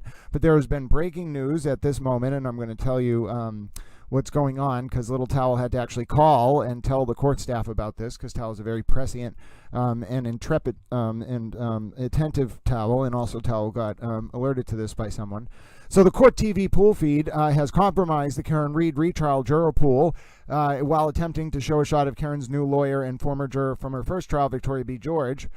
Court staff have been informed, image blurred to ensure compliance with the court's order. Mind you, reporters can't even describe specific characteristics of these jurors. They were shown 4 of them. These jurors may now need to be excused as their identity has been their identities are compromised. At least 4 jurors were visible on a pool feed that went out to every channel covering the case. Seconds after court staff were alerted to the issue, the court clerk could be seen with his head in his hand for an extended period of time. Yep. And I will tell you right now, folks, that I was watching that feed in real time. I called. I said and then the court staff asked for the description, and I was able to tell them, because this pool feed went out to every channel. I didn't obviously show the jurors. I described what I saw to the court staff, not publicly, and they, I think, immediately knew it was very serious. And then immediately after that, about 5 to 10, maybe 30 seconds later, the court clerk was going about his business. Clerk McDermott, he looks down, then he looks back up, and then for at least 60 seconds, I said he put his heads in his hand. He does not have 2 heads. He has 1 head and 2 hands. He put his head in his hands and just was like this. So let me tell you, folks, that was very bad. There were at least 3 people in the front row who I was able to see, and I'm sure that means millions of people were able to see, and there was 1 person behind them, and who knows how many times it happened. Very inappropriate, cannot happen, happened during the first trial, cannot happen during impanelment, just completely wrong. Those jurors have to be excluded now. Their identities are compromised, and a smart person, forget about seeing it, like I know people have this, so all those jurors, those who were caught on camera, have to go. Just outrageous. Outrageous. We may not even be able to as sanction for this, we may not even be able to have cameras during the initial portion each day. Judge Cannoni is going to be furious. 1 juror would have been too many. This is going to be such an issue. Yes, Pilgrim Shadow, I appreciate your compliment. I had to jump in right away. I could not risk this happening again. It's forget about who the jurors are or whatnot. It's just they will be identified and chased and doxxed and tormented because of the Turtle Boy and Karen Reed fans. So anybody being shown on screen, whether malicious or by accident, they have to be excluded immediately, because those people are now being doxxed as we speak. They won't get out of that fucking courthouse before everything is known about them. And there were at least 4 faces. 3 of them in the front row. I could see all of their clothing and their physical descriptors and everything. The person behind them, I could only see the face. It doesn't matter. They are, every single piece of information about those people is being researched right now. They have to be excluded. They cannot be on the jury. And that's why you can't make those mistakes. Yes, they used a fixed angle, but they were zooming to Karen's lawyers and the bench. Look at Murder by Maestro. It's up on your screen. It was when they panned to Karen's lawyers. Victoria George is sitting, I think, behind the main table. They didn't zoom in, so they fucking caught the juror who's in the jurors are all in the audience. It's rows and rows and rows and rows of jurors. You can't make this mistake. You can't make this kind of mistake. They might get banned from being the pool. This order. It doesn't matter if it's 4 jurors in the pool. It could have been a sitting juror. It doesn't matter. You can't show any jurors. And especially in this case, it is a standing principle of SJC Rule 119. You can face individual sanction as the camera person. You can be held in contempt. Your network can be banned from doing the pool. All of us can end up suffering because they can restrict camera access to the court for indefinite periods of time. They can limit us to just that zoom angle where it's Judge Cannoni and the clerk just staring straight ahead.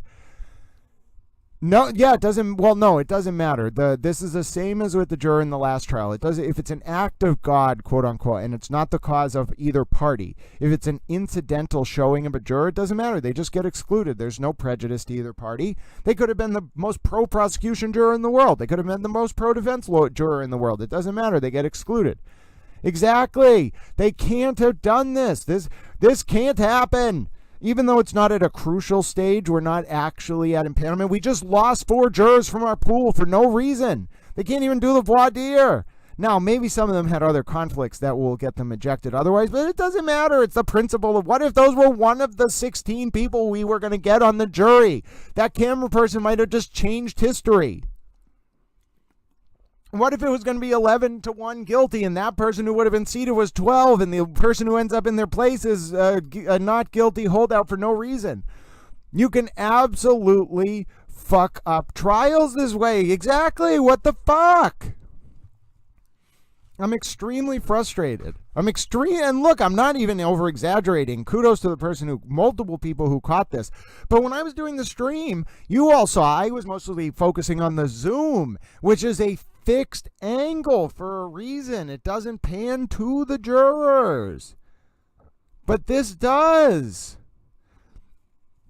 Listen, I don't know what Judge Cannoni is going to do. I don't know if we're going to get a notice about it. Yeah, no, exactly. They're all of the jurors that were pictured. You can't see it on my stream, obviously, but they're all going because someone's going to be irresponsible and post it. Yeah, right. No, there's not going to be a motion. They're just going to get excluded. It's not about these specific jurors, folks. What you have to think about is the wider consequence here, which is that the camera person is going to get sanctioned. You absolutely 100% will get sanctioned for making that kind of error. It happened during the Hernandez trial. There was a mistake. Somebody filmed a juror. They got absolutely screamed at. That was a sitting juror, but it doesn't matter, by the judge. Even during a juror impanelment, forget about the specific extra rules in place for this trial. Juror impanelment has very specific rules under the standing order, standing rule, SJC 119, that every reporter, now listen, when you're a camera person, you have elevated duties under 119 because of the potential of showing jurors. You have elevated duties of compliance. Now, say when I go in there and I sign in as a still camera person or a video, when I'm the only pool photographer, the only pool video, and the court knows that there's only going to be one, and so if there's only one person, we don't do it by ourselves. I just get designated. I have to know those enhanced rules. Now, there's never any jurors normally when I'm filming, but say I was the only still photog there on a jury impanelment day. I have to know that if I'm taking still photos, they need to not be of jurors. I can't. Now, if you're taking pictures frontwards of the court and you're not zooming in and you like catch notes or something on a table, that's different. But you can't zoom in on attorney laptops. Now, someone one time took a picture of me. Took one of my pictures that was the full courtroom facing forward, no jurors, and someone zoomed in on a part of the picture that had a note on it. That's not my issue. If you zoom in on the picture, that's different. But I'm not allowed to zoom in on documents or laptops, which I don't, and I'm absolutely expressly prohibited from filming jurors. That's the first clause.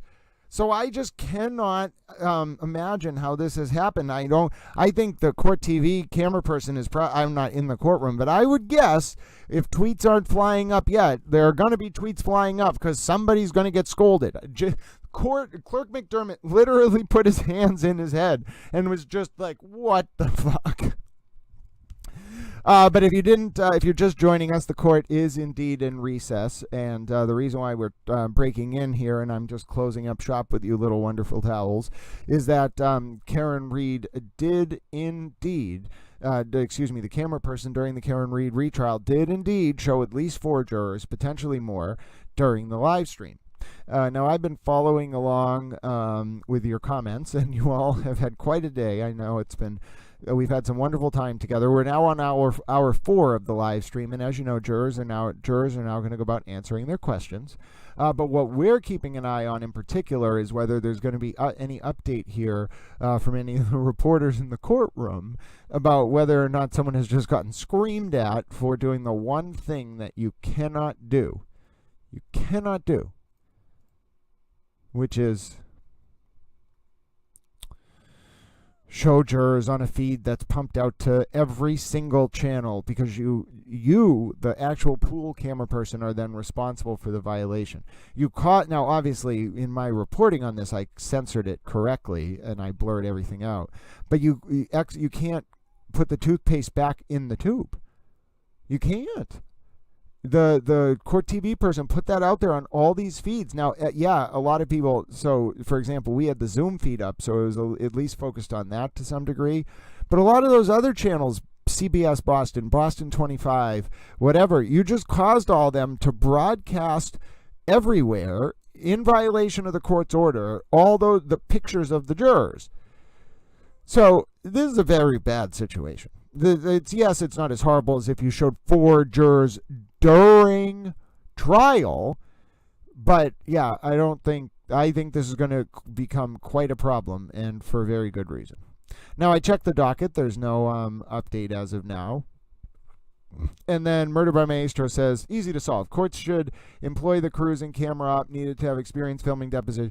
No, well, that's not how 119 works. The pool arrangements, it's an independent thing. The court does have a camera and access Murder by Maestro. And if we get punished as the media, you know what it's going to be? We're going to be stuck with that Zoom thing. That's it. You're going to get a Zoom, one still camera from a Zoom feed. And that's it. And only certain people can access it, and only certain people have permission to broadcast it. It's terrible. It's not pleasant, and that's what we're going to end up having.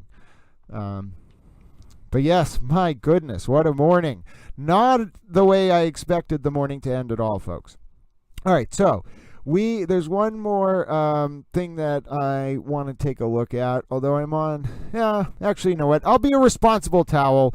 You all have been so kind with your support and donations today. I actually have enough, although tomorrow is the day I have to get to. I have enough to go pay for parking, go into school, pay for some gas to drive in. That means a lot to me. I'm going to get some 7-Eleven pizza on the way home.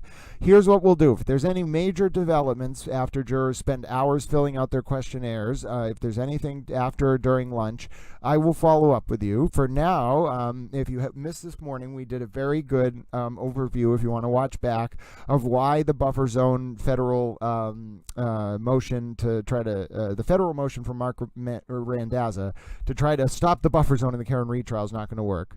And then the next time we see each other, we'll read a little bit more about the constitutional foundations of the buffer zone as examined by the federal court in the case of Meredith O'Neill v. Canton PD from 2024 up in the First Circuit. So I think it might have been the federal district judge. But either way, it's a very devastating ruling and which really undergirds the constitutional validity facially and as applied of MGL 268.13a and b, which is, of course, the center of the buffer zone in terms of its pillars as to legality. So, with all of that said, my name's GrantSmithEllis. You towel friends are wonderful. Angela Wittick says, can we just have a normal trial? And then Julia T says, Judge Cannoni is going to give someone a super chat, complete with dance and pom-poms. Do we know the status of the witness intimidation stuff, says Ed? Ed Jobs, good question. So that will be a motion for consciousness of guilt. Keep an eye out for that. It's not a motion in limine. It comes at any time during trial, motion for consciousness of guilt instruction. And obviously, Aidan Kearney's on the witness list, so that's the kind of thing that he'd be called to testify about. So I expect the consciousness of guilt motion to happen before the witnesses start testifying, but we don't know. Can't we have a normal trial? Yeah. Murder by Maestro says, yeah, but that's because the court fee is never set up by anyone with decent experience. It's an afterthought.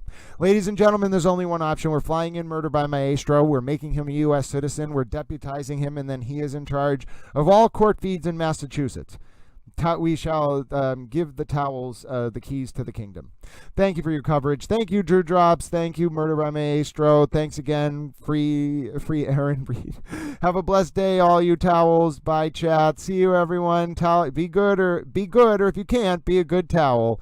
Yes, very true. All right, I'm off to class. I'm going to be a responsible towel. Thanks, everyone, for helping Towel thrive and not die of starvation. Towel loves you very much. My name's GrantSmithEllis. We'll see each other again soon. Strength to the blue wall. The towel fabric of the universe lives on within all of you. God bless. Enjoy the rest of your at least next few hours over this Wednesday afternoon, and I will see you soon. My name's GrantSmithEllis.